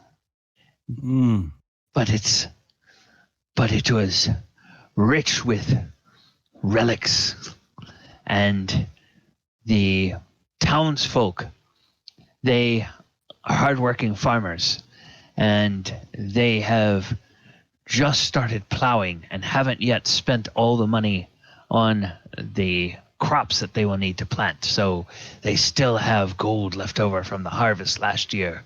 It was a good haul. And you should have seen the way they screamed when the dragon came down from the skies. Ha ha ha! Oh yes, that was that was the best. Tell me, were you anywhere near the keep? Did you see how the lightning bolts blasted those defenders off the walls? Or did you marvel in glory as the lightning bolts lit the roofs of those pitiful houses on fire? Hell yeah. That was one of the coolest things I ever seen. Yes. Good thing he's on our side. That's why we follow Lady Tiamat. She will bring us to glory, and her children will defend us from all those that would try to oppose her. What do you think happens when we get done raiding these villages for their church artifacts and treasures? Oh, well, that's up to the leaders when we go, but we head north. Far, far north. Yeah. Almost to Neverwinter. Yeah, they don't tell me shit. Where are we going? Do you know? We just know that we have to ride with the treasure caravan to the north and guard it from those who would plunder it. There's highway robbers out on these roads, and they might even be stupid enough to try to attack our caravan. Well, they'll get a rude awakening if they do. And then a bunch of them guffaw, and they start passing around a clay jug that has some sort of spirit in it. And the cultists all start taking swigs of that. The men and the women as well that are cultists will take swigs of that. We'll say one of them is sitting next to Mulek, and we'll just take the jug and shove it towards Mulek. Osprey getting aggro as usual. Did I miss something when I couldn't hear you there? No. Did you guys all? Yeah, we heard you. Chris wrote a comment. Okay. I didn't hear something, and then Chris wrote Osprey getting aggro. Oh, that was old. Oh, okay.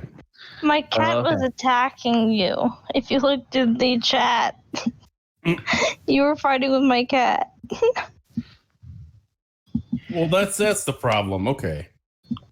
Okay. I was rolling low. So when he puts that jug to my face, I grab it and I pretend to take a swig. I hold it up and pretend to drink. Okay.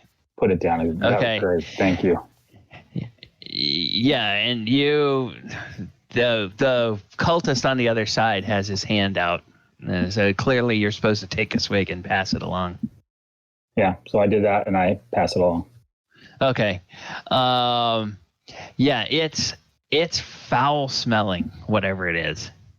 It will probably do a good job of getting you drunk, but it probably wouldn't be your first choice of what you'd order in a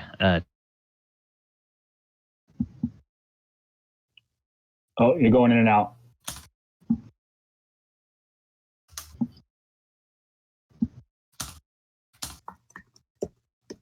Yeah, that's that again. Actually, he's not showing as white this time. Yeah, he's some kind of weak connection or something. Can't hear him.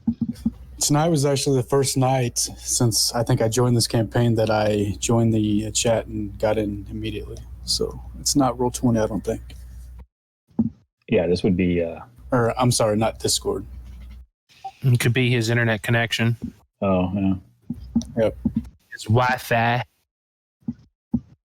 He needs to get off that bootleg McDonald's Mapco Wi-Fi. It's probably his stream that he's got set up. Taking all his bandwidth. Now I'm back. Yeah. Okay. Yeah, we got you. Yeah. I could tell it was going on this computer. It doesn't. I need to probably just get another.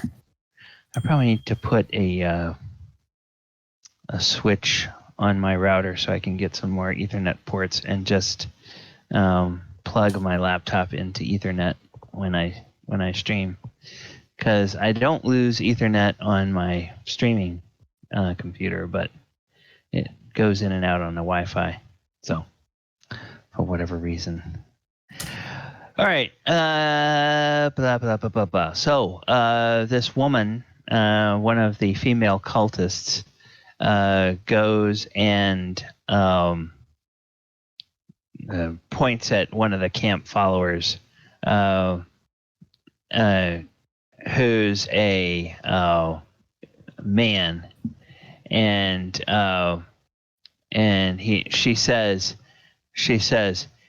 "Hey, bring me more food, you grub."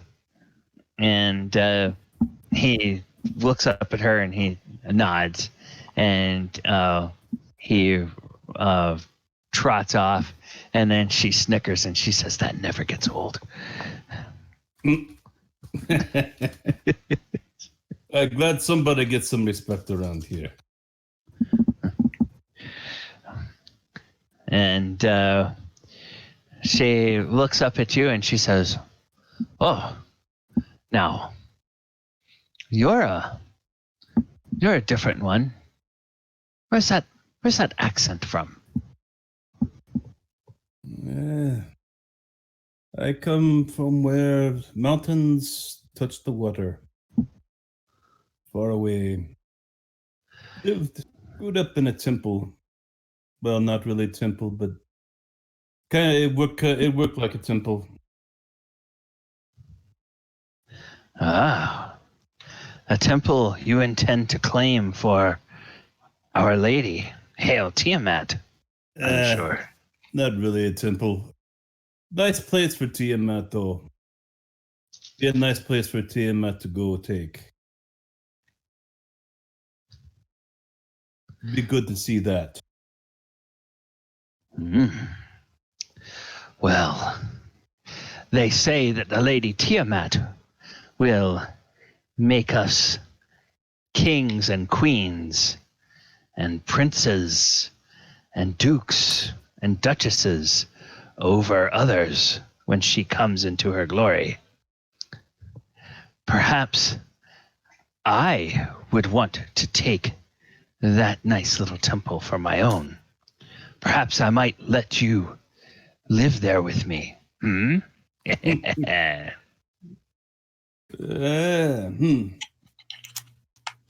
we make a little game out of it. We can see who gets it first. Like, we really can't say, can we? Because they'll give all the rules. They give all the orders.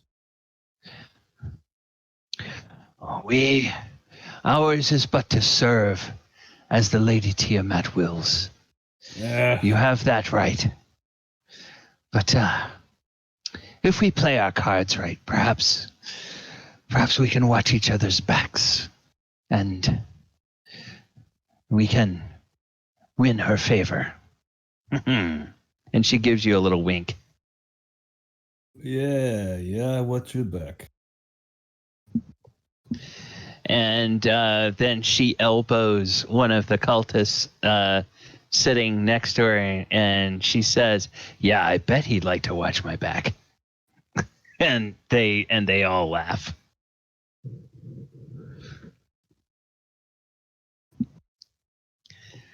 All right, so that's Mielek, Falazur, Osprey, Thaldor, or Brock. Anything you guys are gonna do here while the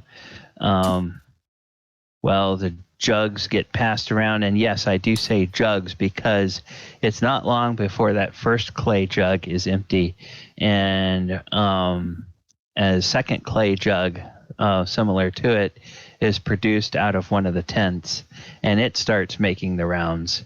And then after a couple of minutes, this fella comes back with a plate of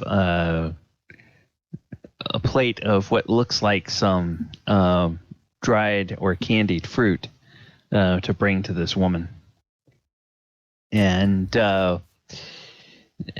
she says, "Oh, thank you," and she takes a piece of it and holds it up like she's going to give it to him. And when he puts his hand out, she moves her fingers over and she just drops it on the ground and she laughs at him. And then she takes a handful of the candied fruit and shoves it in her mouth and starts chewing it. You remind me of some people I knew back home. I forget her name. Blasted. You ever met the beautiful people? The beautiful people. Yeah. I've met some beautiful people in my time. No, these are mean ones. They call themselves the beautiful people. Oh. What's her name? Well, anyway, she won't have. And there it is.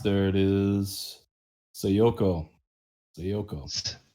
Sayoko Mishima. And she says, "No, can't say I've ever heard of that. What's your name, friend?" He can't give a real name right there. He will say he will give the fake name Hiroshi Tanahashi. Hiroshi. Oh, that is an odd name. You must come from far off, but it's good to see that Our Lady's influence covers the world as well it should. Yeah. You can call me Shelna. And this is female cultist Shelna. Okay. All right. Yeah. Good one. Either of you other guys have any interest in talking with these cultists? I'm just sitting back, pretending to have alcoholic drinks, watching everybody, and waiting for them to all pass out. Okay. Yeah. Does Shona look like she has additional information that maybe she hasn't shared or might be worth pressing for? What do I get for as far as maybe like insight? Yeah, give me an insight check unless you've already rolled it. I am not on that tab, so. Oh, insight 24. God. Yes. Yeah, with a 24 insight, you get that she's probably 90% bluster. She strikes you as the kind of woman that has been under the boot heel of bullies most of her life.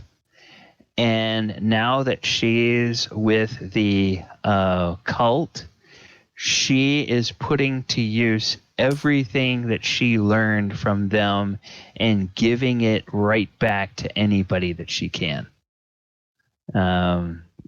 She is a braggart, blowhard,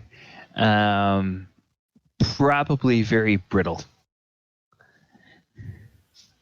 And she's like second in command, you said? Or, I don't remember. No. Oh. She's not. She's just sitting around the campfire. Oh, a normal. Okay. Never mind. She's just a normal cultist. She's not worth me seducing for information for. Okay. Yeah. She doesn't. Yeah, she doesn't seem like she's. The way she's treating these camp followers, your insight roll gives you the impression that that's the way she was treated by most of the men. So now she's just dishing it back out to anybody that she thinks she can.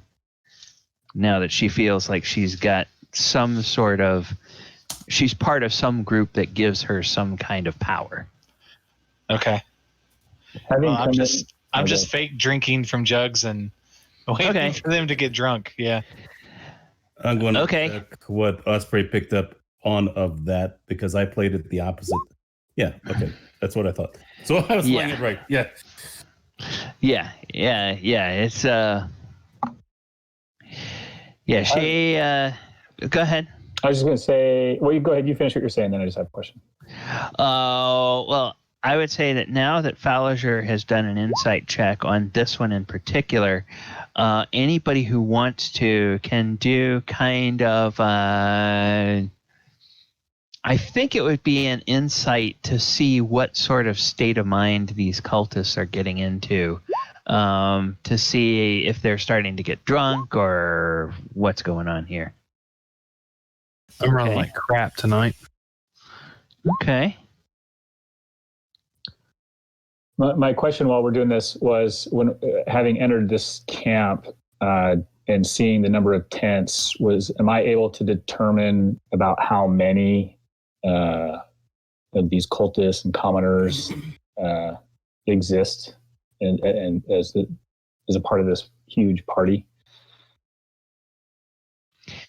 Yeah, you would say that if there's as many people in all of these clusters, because not all of the clusters of tents are depicted on this map, but if there's as many people around as you can see sort of milling around, this camp could probably support somewhere between 80 and 150 humanoids, and that would be humans and kobolds. And there's other groups of these lizards, these drakes that you can see around. So, and none of them quite as close as these here. And when they mentioned that they were going to start traveling towards the north, did they give any hint as to when that might occur? No, the only thing they said is that the leaders will decide when that happens. Okay. Speaking of the leaders, you guys, all right. Brock, you've been around fighting men who are relaxing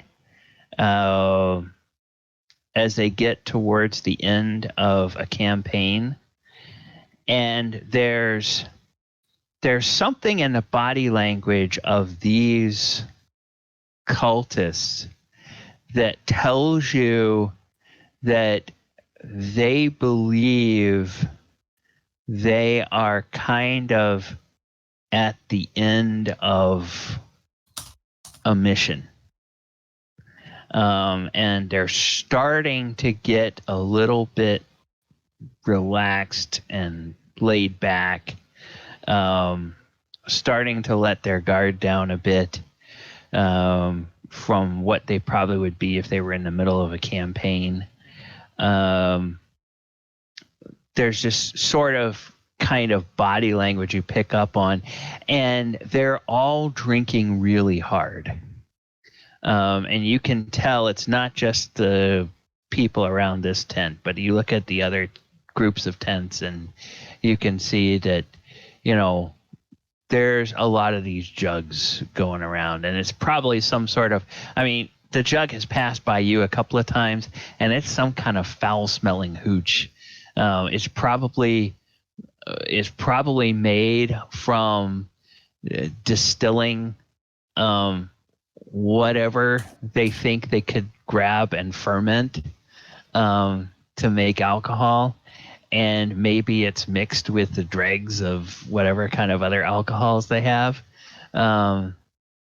It's kind of like shoe polish is what it smells like. And while you're doing that, certainly Mulek would see, or would notice, because I'm guessing he continually looks over in this direction. He would notice. What direction was that? Was that towards the cave or where? Towards the cave. Not Okay. 1, not 2, but he would notice 3 figures come out of this cave. One appears to be that familiar looking, that figure that looked familiar to you, but is carrying a name different than what you expected. Right. The other one is this half dragon that fought Urgal outside of the keep. And the third one is, you can't tell whether it's male or female, but it looks like a dragonborn, a black dragonborn. And the half elf and the black dragonborn head over towards these prisoners, and the blue half dragon walks over towards the handlers of the drakes and starts talking to them. And then starts talking to several of them, and then one of the handlers, when he sees them, he trots over here and he waves to Brick, and he says, "Come, my friend, they may have questions for you." Sure. So he takes you over, and this woman, this half elf, is standing there, her arms crossed, looking sternly at the monk, and says, "So, monk, are you ready to talk, or do we get to beat you some more?" And he says, "I have nothing to say to you." And she says, "Well, we shall see. I think Langdedrosa is growing impatient. He might find new ways to try to get information out of you this night." And then she looks up at this fella here, and she says, "Yes, Captain." And then she looks at Brock and she says, "Who is this? Why have you brought him here?" And he says, Oh, my lady." And he bows, and he kind of slaps you like you should bow too, but he bows to her. I'll give a half-hearty bow. And he says, "My lady, this is Brick. He says he was with a caravan that was near Greenest at the time of the attack. I heard that we had sent a party after to investigate the caravan, and they say that when they found it, he was defecting, and he brought these two, and he points to Bel and Urgal. These were also with the caravan. He brought them as prisoners. He would like to join in the glorious army of Our Lady. And she looks at you and she says, Brick, is it? And she has a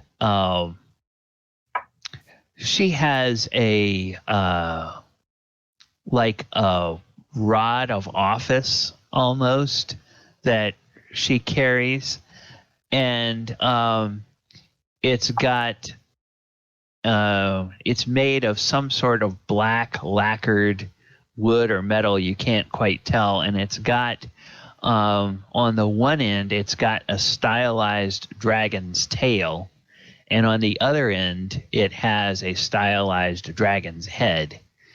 And she takes the end with the head and she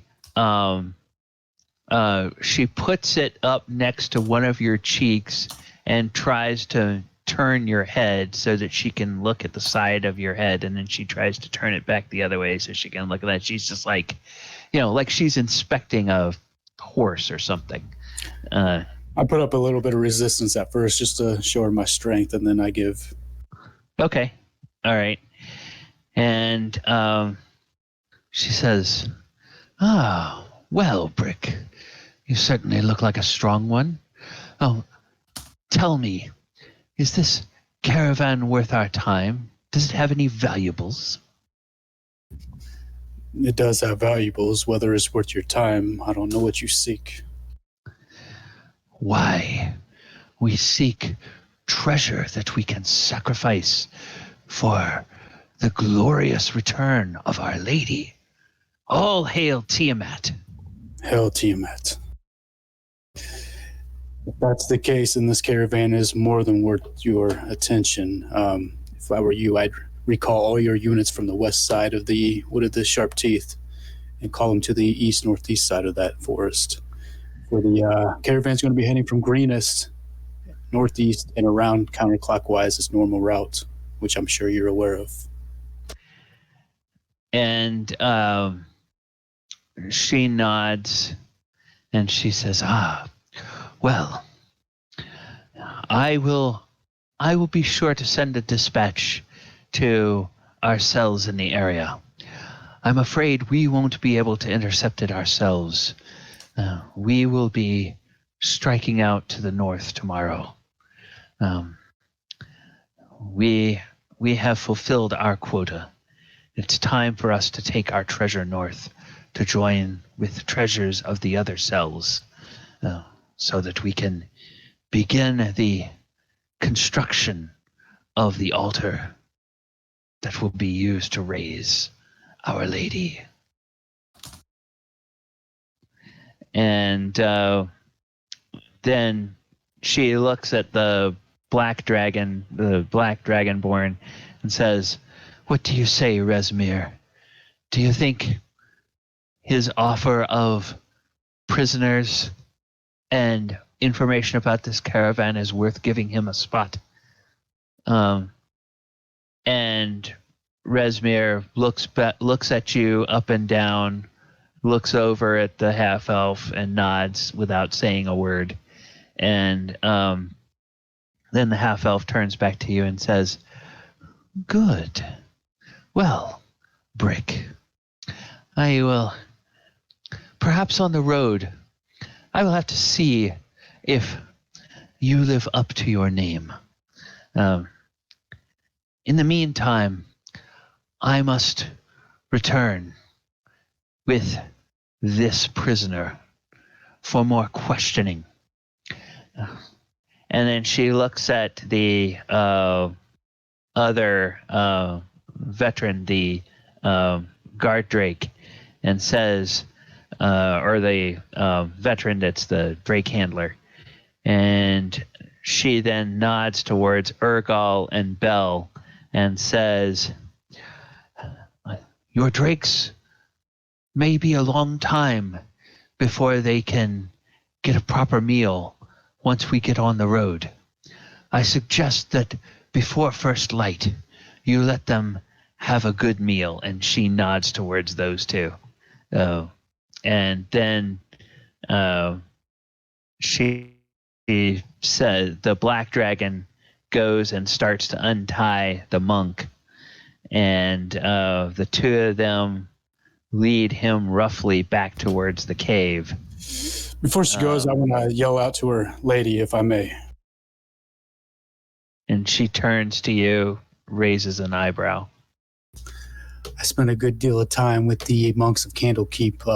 If you think the Greenest Church has treasures you've never seen anything before, like the Candlekeep has, I may be a benefit to you with that prisoner, if you like. And she looks at you, and she gives you a smile, and she says, "Perhaps we will find out in time where your talents lie. For now, this one has earned the ire of Langdedrosa, and he would be very displeased if we let anyone else interrogate him." And she casts a glance over at the half blue dragon that's over talking with the other handlers. And then as they get close to the cave mouth, the half elf looks over and says, "Drosa, we need to interrogate the prisoner. We don't have much time." And he looks at the handlers, and he kind of snorts and he snarls, and then he stomps back off, and he follows them into the cave.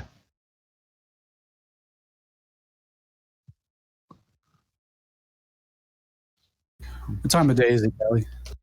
Oh, it is probably getting close to like 11 o'clock at night. It's late. I mean, it's full dark. Probably not yet midnight. But it's it's gonna be midnight before long. And then the Drake handler, he claps you on the back and he says, "You did well, Brick. Good job." And then You he don't mind. He leaves. Okay. Yeah, he's gonna leave and head back over to his friends. He seems to feel that look that he gives you seems to indicate that he took a little bit of a risk introducing you, and you did not screw up, and that's probably going to make him look good. So he's happy. I want to head back to the main group, but before I do so, I want to make sure, walk behind Urgal and Bill, make sure that they're able to get out of their binds when they need to. Okay. All right. Yeah, you can whisper something to them because everybody's attention seems to be elsewhere. It's 11 o'clock and they have no guard. I'm going to cut binds and do whatever I need to do to make sure they can just walk away from the post when they need to. Okay. All right. So you do that, and you get back over to the group. Within another hour, a couple of things happen. By that time, there have been, not necessarily around your tent, but around several of the other tents, there have been points where people have gotten so drunk that a few of them have fist fights. And when they have fist fights, obviously a bunch of other people start betting on who's going to win. And so there's a bunch of coppers that get traded. around a couple of the other groups of tents, including this one, instead of fighting, they start singing. And they're singing songs that have familiar tunes, but the words they are singing are unfamiliar to any of you. They all seem to be have some sort of variation on praising the aspect of Tiamat. Some of them talk about how beautiful the colors of her heads are. Others talk about how terrifying she is and how she will throw down, she will trample on the temples of the other gods when she returns. Those types of things. It's very uplifting and glorious, at least from the perspective of Tiamat cultists. And with every song, they get a little bit more off key and they slur their words a little bit more, and you can tell that they're getting very drunk. And you can begin to see that around some of the other tents, there are some people that appear to have just like collapsed and are starting to sleep off their drink. And then around midnight, everybody give me a perception check around midnight. We'll see if any of you notice when it happens or if you notice after it's happened.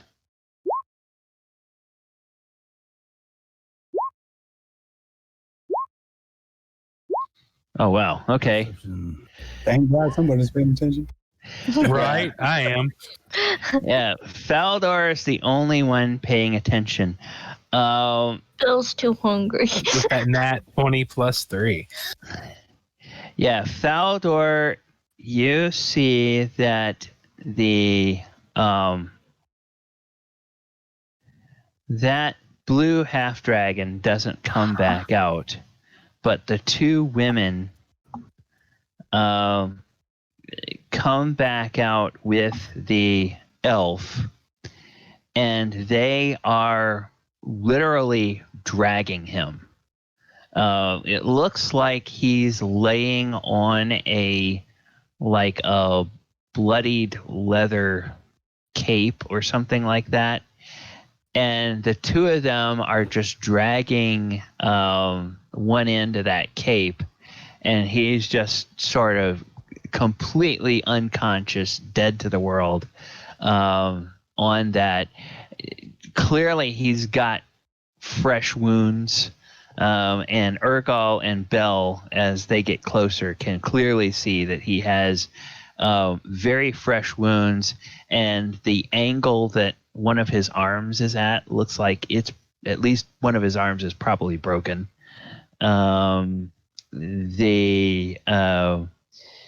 There's all kinds of blood all over him, and they very roughly shove him up against that truss, and they tie him up, and then they just kind of give a glance at the two of you, and they see that your bindings are still on and everything, and then they just turn around and they head back.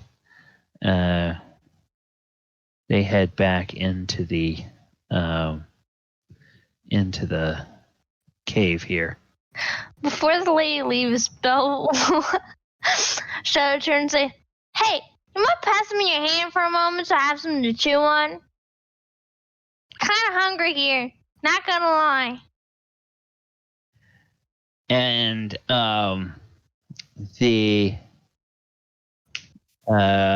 okay.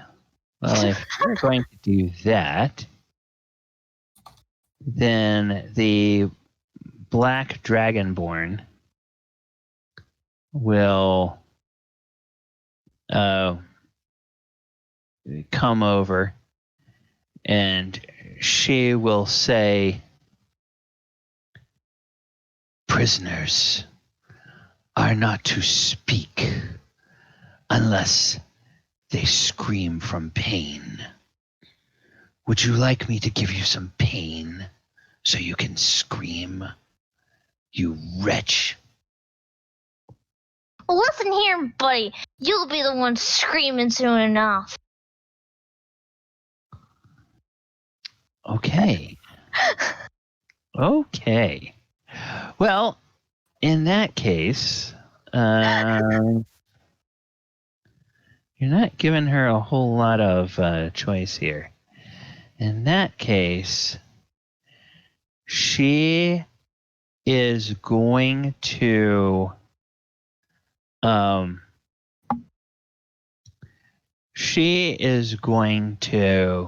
reach behind her back and pull a greatsword out.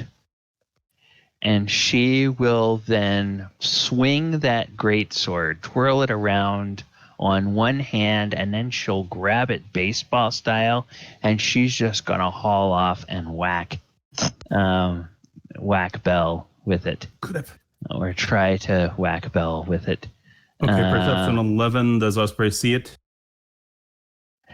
No. No. Okay. Well, would anyone hear her yell it? 'Cause she was not silent when she said anything. Probably not, because there's a lot of noise in the camp and you're kind of far away from them. The only one that would see any of this happening now, Thaldor,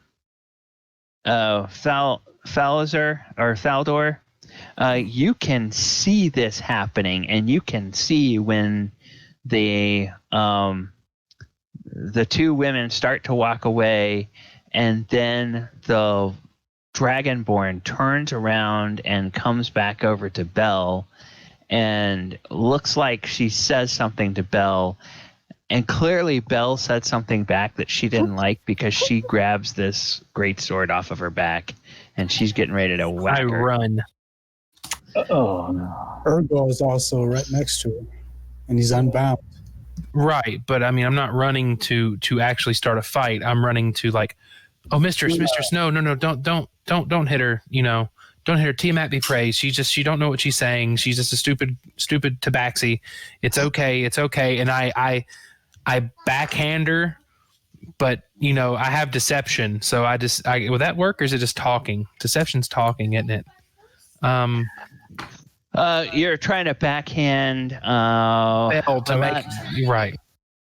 Okay, so let's first of all, let's see, 224 feet. Okay, you're not going to be able to get there. Oh Lord, I didn't realize that was a scale. Hold on. Oh yeah, 300 feet. Yeah, no, I'm not going to be. Yeah, you're not going to be able to get there. You can get around the tent about the time that she swings this sword. Urgal better step up then. Okay, well, basically you're restrained. You're restrained, so she has advantage. So that's a 27 to hit. I did cut the bound. The stupid tabaxi's got a death wish. And that's going to do 22 points of damage to Bell, which 22?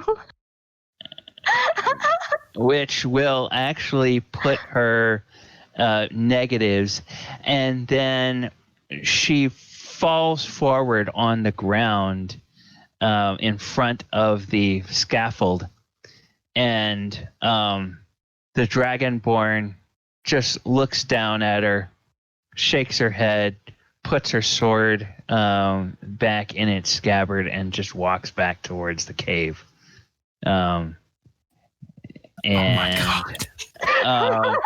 And so Thaldor is the only one who saw this, right? Thaldor is the only one who saw this. Now, Urgal was right next to her. Well, and Urgal. Yeah.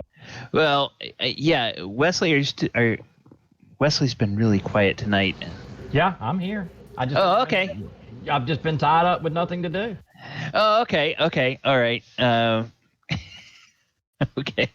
Well, Wesley, yeah, you see that happen, and you see that the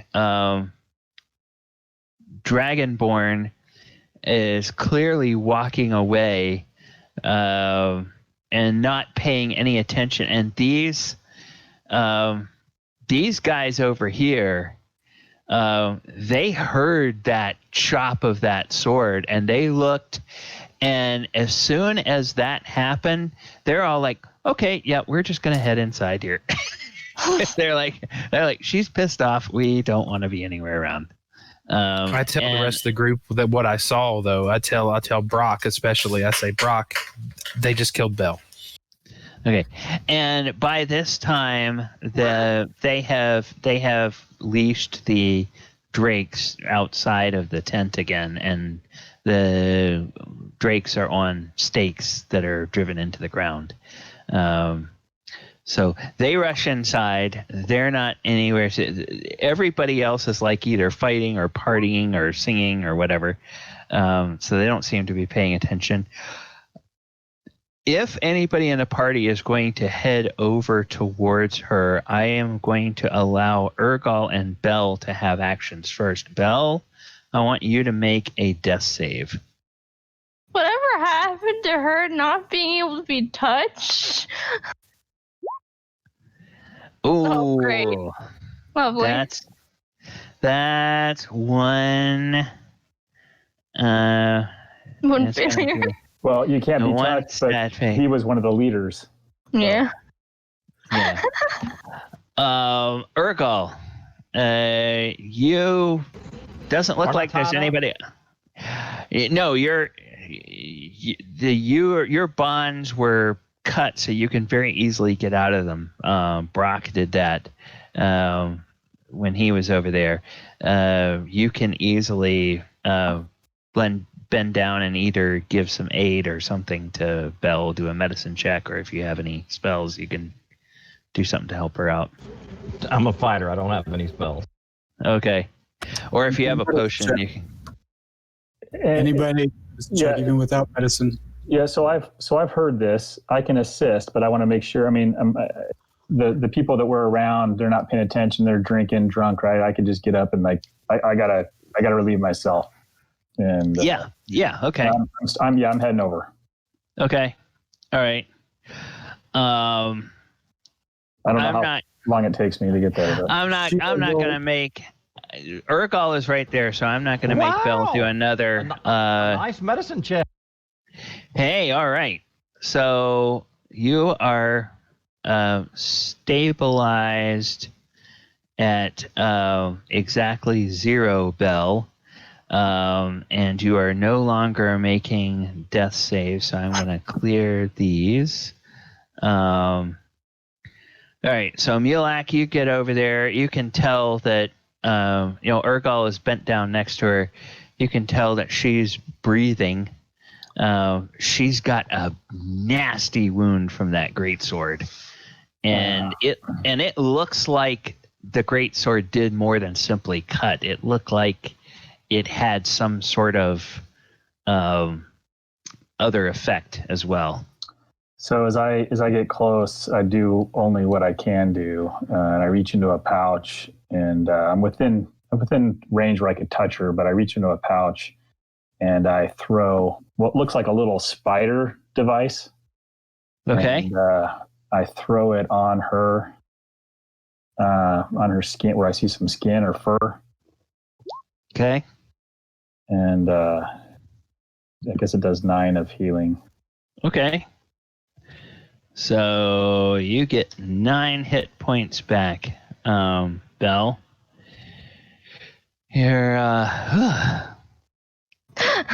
So the spider's going to work its magic. It just crawls towards the wounds and it just starts kind of stitching up, and you see little devices kind of just injecting and working its magic on her. Okay. You notice this monk is really worse for wear. He's been beaten. His arm is at an odd angle. He's in really rough shape. He is breathing very raggedly. He's actually very bloodied. So as I see that, I reach into my pouch and I throw another one. spider devices onto him. Okay. But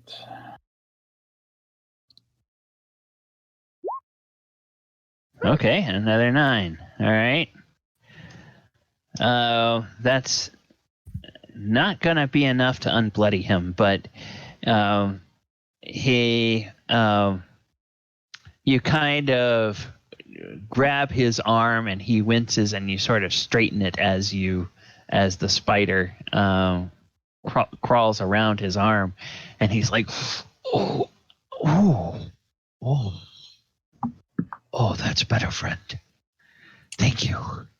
And then he opens his eyes, and his eyes look surprisingly clear and calm for someone who's been through whatever kind of ordeal they put him through under their torture. And he says, we had best act quickly. It looks like most of the camp is succumbing to their drink.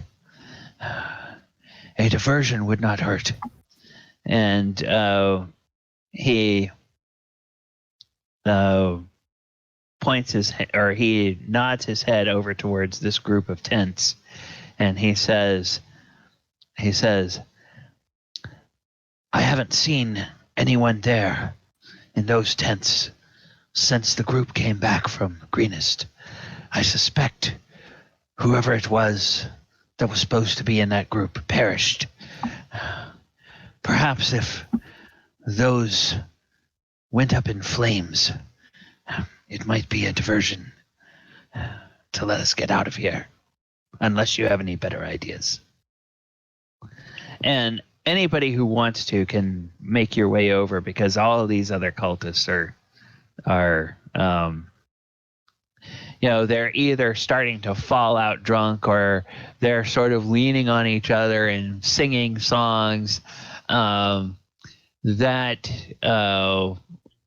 woman that had previously been perhaps flirting with Osprey, she grabbed another cultist and threw him into a tent, and there's noises coming from inside that tent that it's like two drunken crocodiles in passion.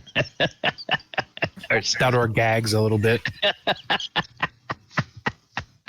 It's kind of what it sounds like coming from that tent. Then he sneaks over and wants to take a peek because he's curious. Yeah.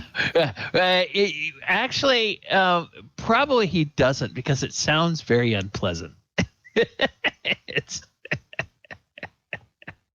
It's like a train wreck. You know you shouldn't look at it, but you can't help it. Right, exactly. Wesley knew where I was coming from. Exactly. Also American politics. All right, so the monk seems to think creating a diversion by setting a group of tents on fire would be a good idea. You move fast, man. Why don't you set those lizards free, man? They'd be running all over the place. Everybody be chasing them forever. And they'd probably be eating everybody as they go. Mm-hmm. So when the monk was talking to me, I looked down, but I would have asked, or I would have just taken out my dagger and let me help you with these, and just cut him. I would have cut the bands loose so he could get out with. I didn't know if, because his arm was hurt, if he would be able to do it as easily or not. At this point, he's not going to resist, because he already expected he was going to have to help you guys escape. I don't think he suspected that he was going to be tortured quite as badly as he was.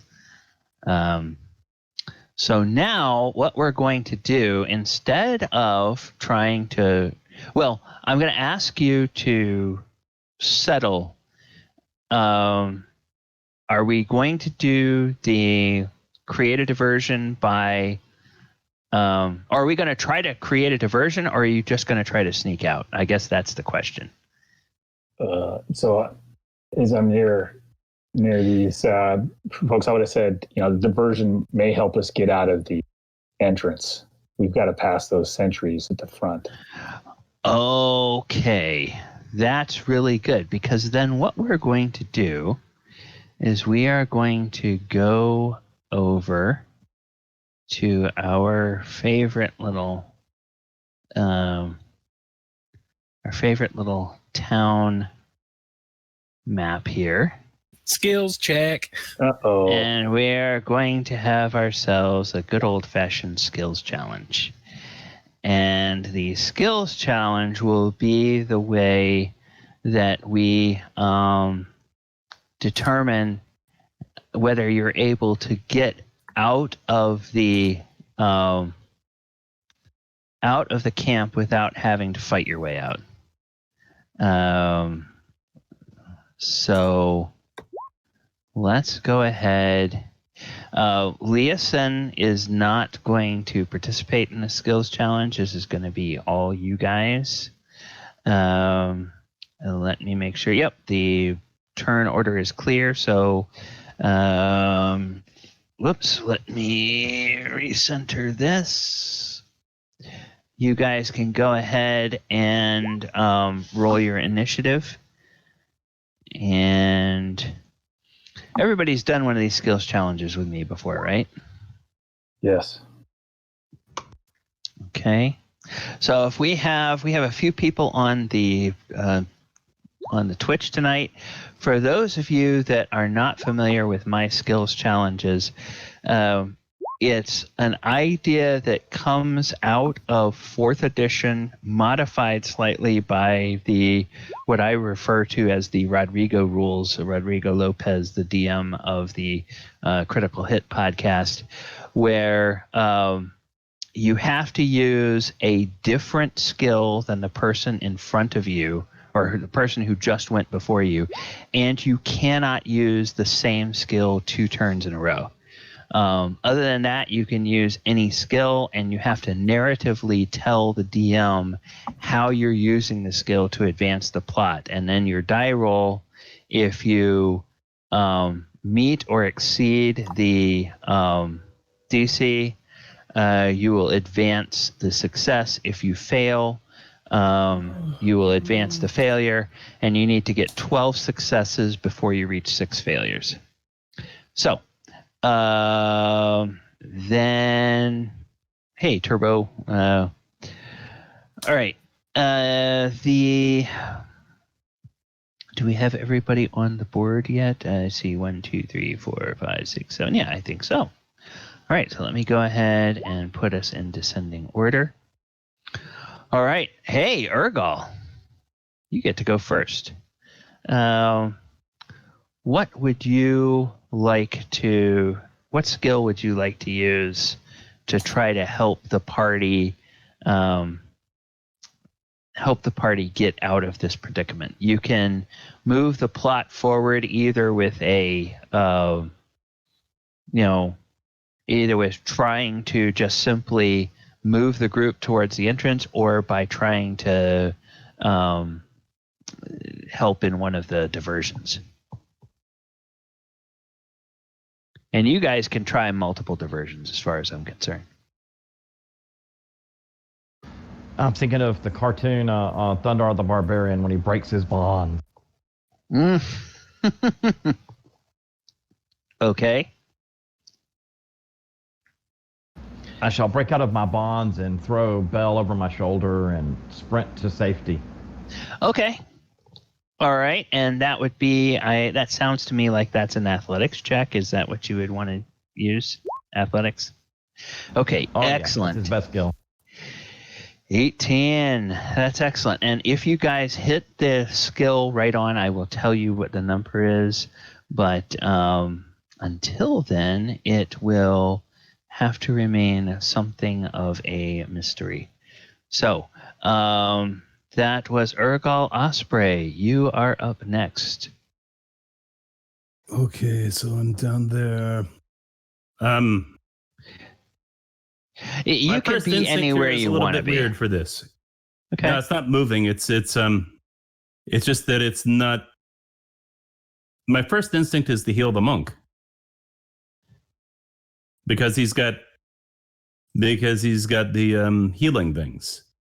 That probably doesn't make sense because there's not a skill. The thing would be to go. Well, that would be a medicine skill. You could use a medicine skill. Oh, But it's a magical. It's a magical healing. And an arcane. Urgal? The monk was near Urgal, but Bell was, relatively speaking, Bell was worse off. Bell kind of still looks like she's a bit in shock. She got hit points back, but she just went unconscious from a single blow, and she still looks like she's dazed. Yeah, the monk will wave you off. I'm fine, lad. Take care of the tabaxi. Okay, hops on Stringfellow Hawk because tabaxi's already been carried off. Flies over.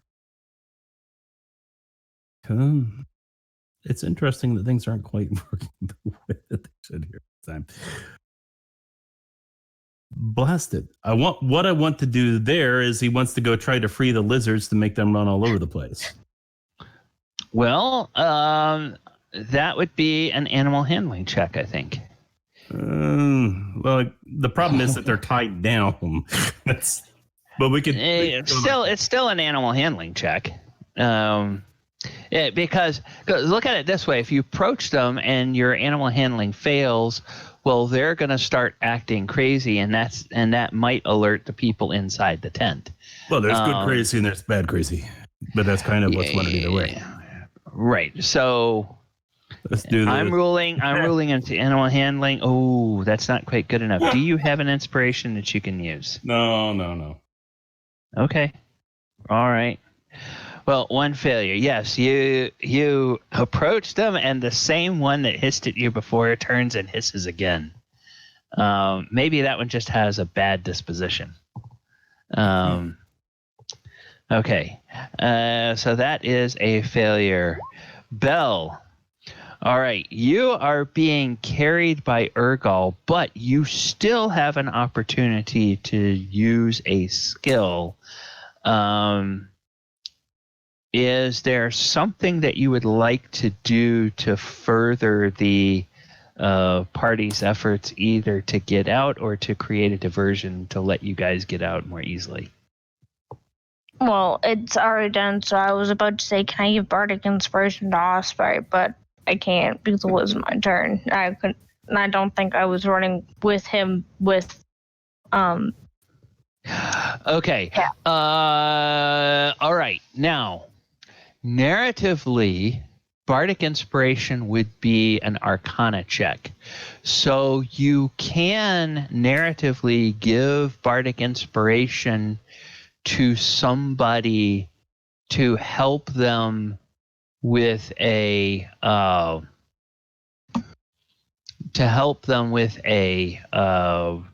skill check. And I will say that because her Bardic Inspiration is a 1d6, if you successfully use your Bardic Inspiration, the next person gets a flat +3 to their skill check roll. And that's the way we will narratively use it. And of course, this does not count against your number of Bardic Inspirations if we have an actual encounter later on. Okay. So you can do that if you want. It's going to go off of your Arcana skill. If your Arcana skill is not that good, you might want to think of something else. No, that was just something that I was thinking about, but not what I was planning on doing. What I'm planning on doing is not directly to help escape or things like that, but to reassure people to be able to say, okay, well, she's fine. She can take care of herself. So I just want to try and talk to Urgal and say, hey, look, I just had a spider crawl on me. I don't know what it did, but I'm okay. So that sounds like a persuasion. I was thinking more deception, but persuasion can work too. Oh, well, okay. If you want it to be if if you think Bell really is hurt, but you're trying to deceive him into thinking that you're okay, then yeah, I'll let it be a deception if that's a better roll for you. 17. All right. Very good. She is hurt. She is in pain. She doesn't want to talk. She doesn't want to be touched. She just wants to hiss. Okay, that's 2 successes, or that's a total of 2 successes. And Mulek, you are up. So as we start running or start making our way out, I turn around and I point towards the largest tent in that cluster we were at, and I launch a bolt of fire towards that tent to get it blazing. Okay, that's going to be an Arcana check. Oh, that's a critical success. That is 2 successes. Oh yes, you shoot a little bolt of fire off that way, and it goes inside the tent, right through the opening, and it lands. And as it illuminates the inside of the tent, you see just very briefly that there are several casks and crates, and it just goes into the middle of those casks and crates at the back of the tent. And you know it was a good hit, but for the moment it doesn't do anything. And there's something about those casks that looks familiar. And then you realize, oh, that's oil. And so you're like, okay, yeah, good shot. Let's get out of here. Let's go, guys. There's going to be a boom. All right. And Brock, you're up. I want to use my perception to pick our best path according to lay of the land, potential sentries and obstacles in our way. Okay, excellent. 22, very good. That's all right. We're now at 1, 2, 3, 4, 5 successes to 1 failure. That's going very well. All right, Faldor, you are up. Let me describe Brock's path here. Yeah, you kind of veer over towards where there had been a bunch of people fighting, and now there's pretty much a bunch of people all laid out, and there's 1 or 2 people that are just sort of leaning over like makeshift barrels or something like that, and they're groaning, and you can kind of smell a combination of urine and vomit and stuff over in that area. It's like, okay, yeah, they had they really got themselves pissed. So you're making your way out. All right, Thaldor, it's up to you. So my plan, I want to use investigation, and in doing so, I want to see if, like, I know it's part of our escape, but also to see if there's any intel laying around. See if because they're not the brightest crayons in the crayon box, just to see if they're laying around any maps or any papers or anything that has any like targets on it. Okay, so I'll let you go ahead and make that investigation check. Ooh, that's good. All right, that's a success.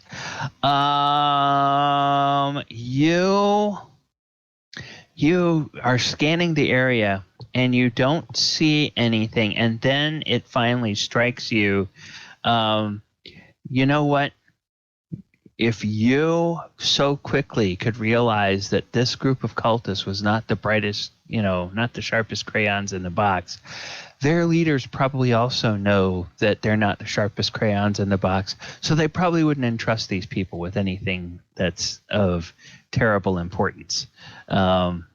So if there is any kind of maps, it's probably back in that cave where the leaders were, and not going to be out here.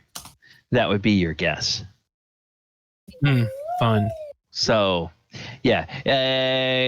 But I will say that it's not entirely gone to waste, because you will find, let me do a quick die roll here on my handy dandy offline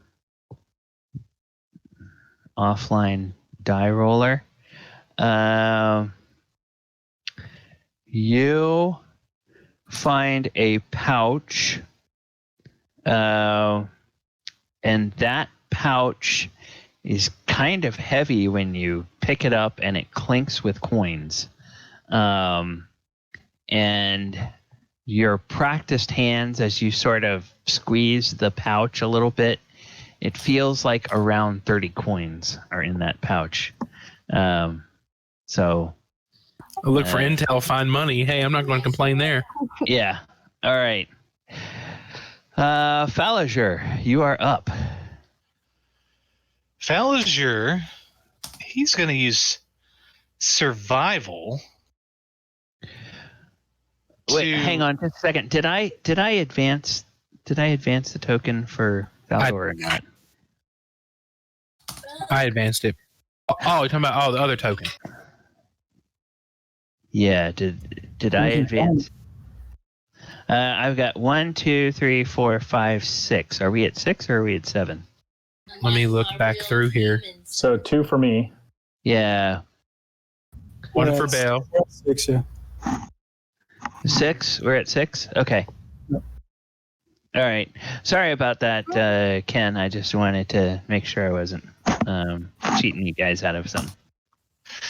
Yeah, Fallager is going to use his survival skills to guide them through this area of terrain and back to where we need to go and avoid natural hazards. Okay. All right.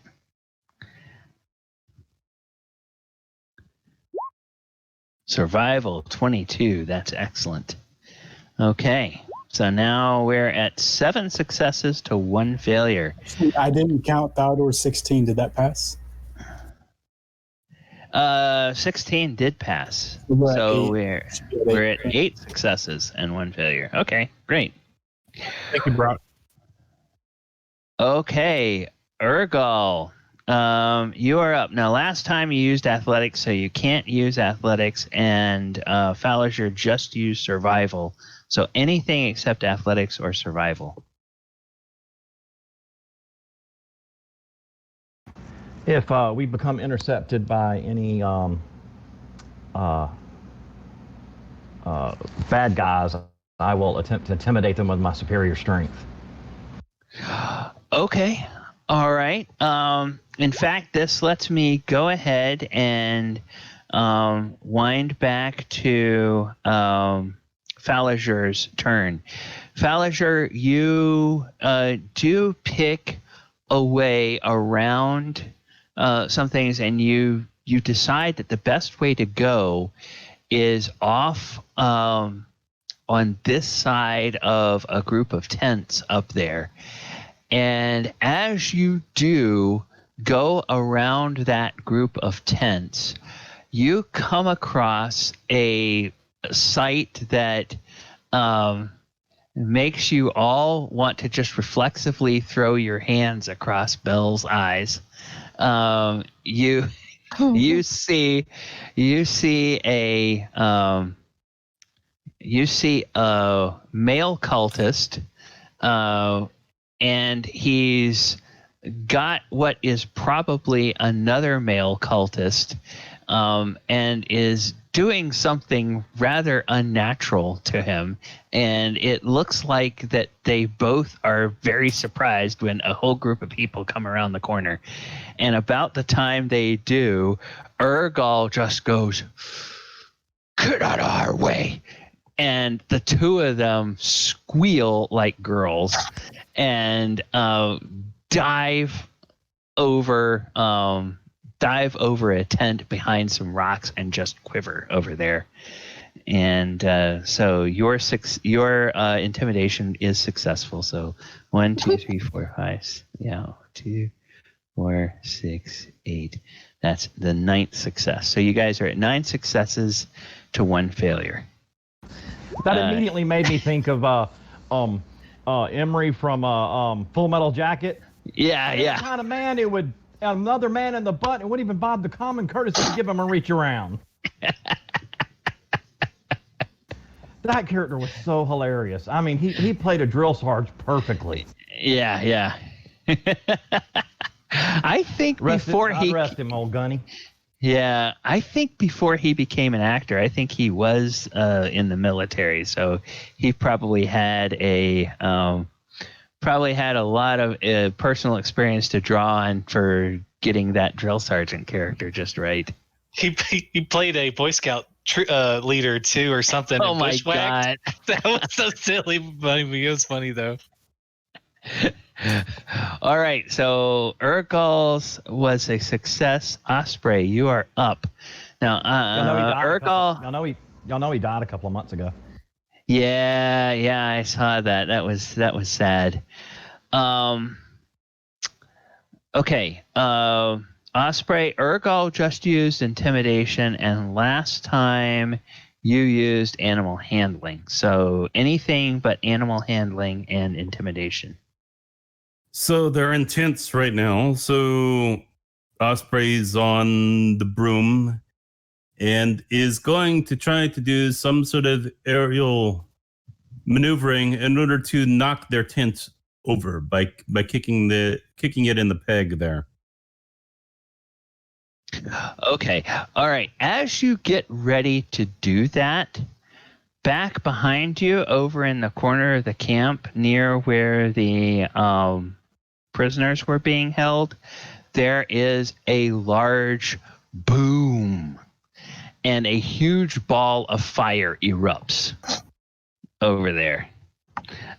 Just before you take your turn, Osprey. So that may or may not change what you want to do, but I wasn't I wasn't thinking of using that tent. I was thinking about using the tent with No. But this diversion has gone off over that way. So now everybody's attention in the camp is probably back that way. If that affects what you want to do at the moment. Not really. Okay. It kind of reinforces it because the veterans were the leaders of mechanical things, and that's whose tent he's trying to bring down. Oh, okay. You guys are way beyond those tents. You're like halfway. You're more than halfway to the other end of the camp by now. But you can still try to collapse a random tent by kicking out one of the tent pegs if you want to. Okay. Like acrobatics or athletics, it's the same modifier actually. Okay. Either one is open to you. Let's see who comes after you. Immediately after you is Belle, and she is probably a dex character, so athletics may be better to not block potentially one of her good skills. Yeah, so this is more of a picking the peg up when he's off the ground and dropping it down. That's still kind of a strength thing to yank it out of the ground. An athletic sort of move. Yeah, athletic. Yeah. Balance based. Oh! That is another crit. Nice. So now you guys are at 11 successes to 1 failure. All right. So this bloom of fire goes off on the other side of the camp. The kobolds in the guard tower immediately turn and look in that direction. You guys are fairly close to the guard tower, but kind of off in the shadows on one side. They are totally oblivious to the fact that you are there. And one of them says, you can hear one of them say, "Oh, you're going to be in trouble now." And it's like, "Why me? That's nowhere near me. And I'm in trouble. You're in trouble too because you're here. It's like, yeah, but you're the one that was supposed to be watching that end of the camp. You're the one that's going to be in trouble. And no, I'm not. No more than you are. And so they are clearly arguing with each other about who is going to be in more trouble when this, because of this calamity that has happened over on the other side of the camp. All right, and last but not least, well, potentially last but not least, Belle, you can win this for us. I have a feeling I'm going to make this 11-3. Oh, don't predict that. So we're next to the guard post, like at the beginning of the map now? Yeah. Yeah, you're kind of back over there. Belle isn't exactly thinking 100% straight.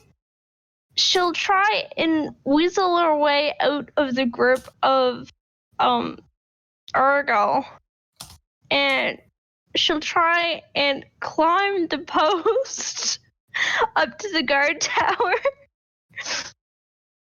Just so she can see the big, huge boom that was going on in the back of this whole thing.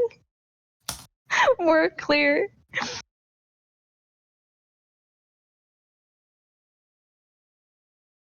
I'm planning on using acrobatics so I can hold myself to the post. I think, did we lose the DM again? Or did I break him? Broke Galley. Yeah, I think we lost our DM again. No. Okay, I muted. I had coughed and I muted and I forgot to unmute. Okay, so yeah, that's an acrobatics for Belle. So go ahead and make your roll. 15. 15 is going to succeed. And with that, you guys win the skills challenge. Good luck trying to put it down. Okay, and we will conclude our session as you guys make your way back to kind of going through the night. You hear as you leave the camp, you hear the sounds of sort of alarm as they try to deal with this, with clearly this escape. They've detected that some of their prisoners have escaped, and there's a whole lot of confusion, and they're trying to deal with that fire. And you guys are able to make your way back to the town of Greenest. And that is where we will end our session for tonight. And next week we will pick up with what happens when you guys return to the town of Greenest. Awesome. This was fun. It was a good night. All right. Yeah, great. Run. Okay. Hey, thank you everybody for playing. Thank you guys on the stream for hanging out. Appreciate that. And we will go ahead and say goodnight to the stream.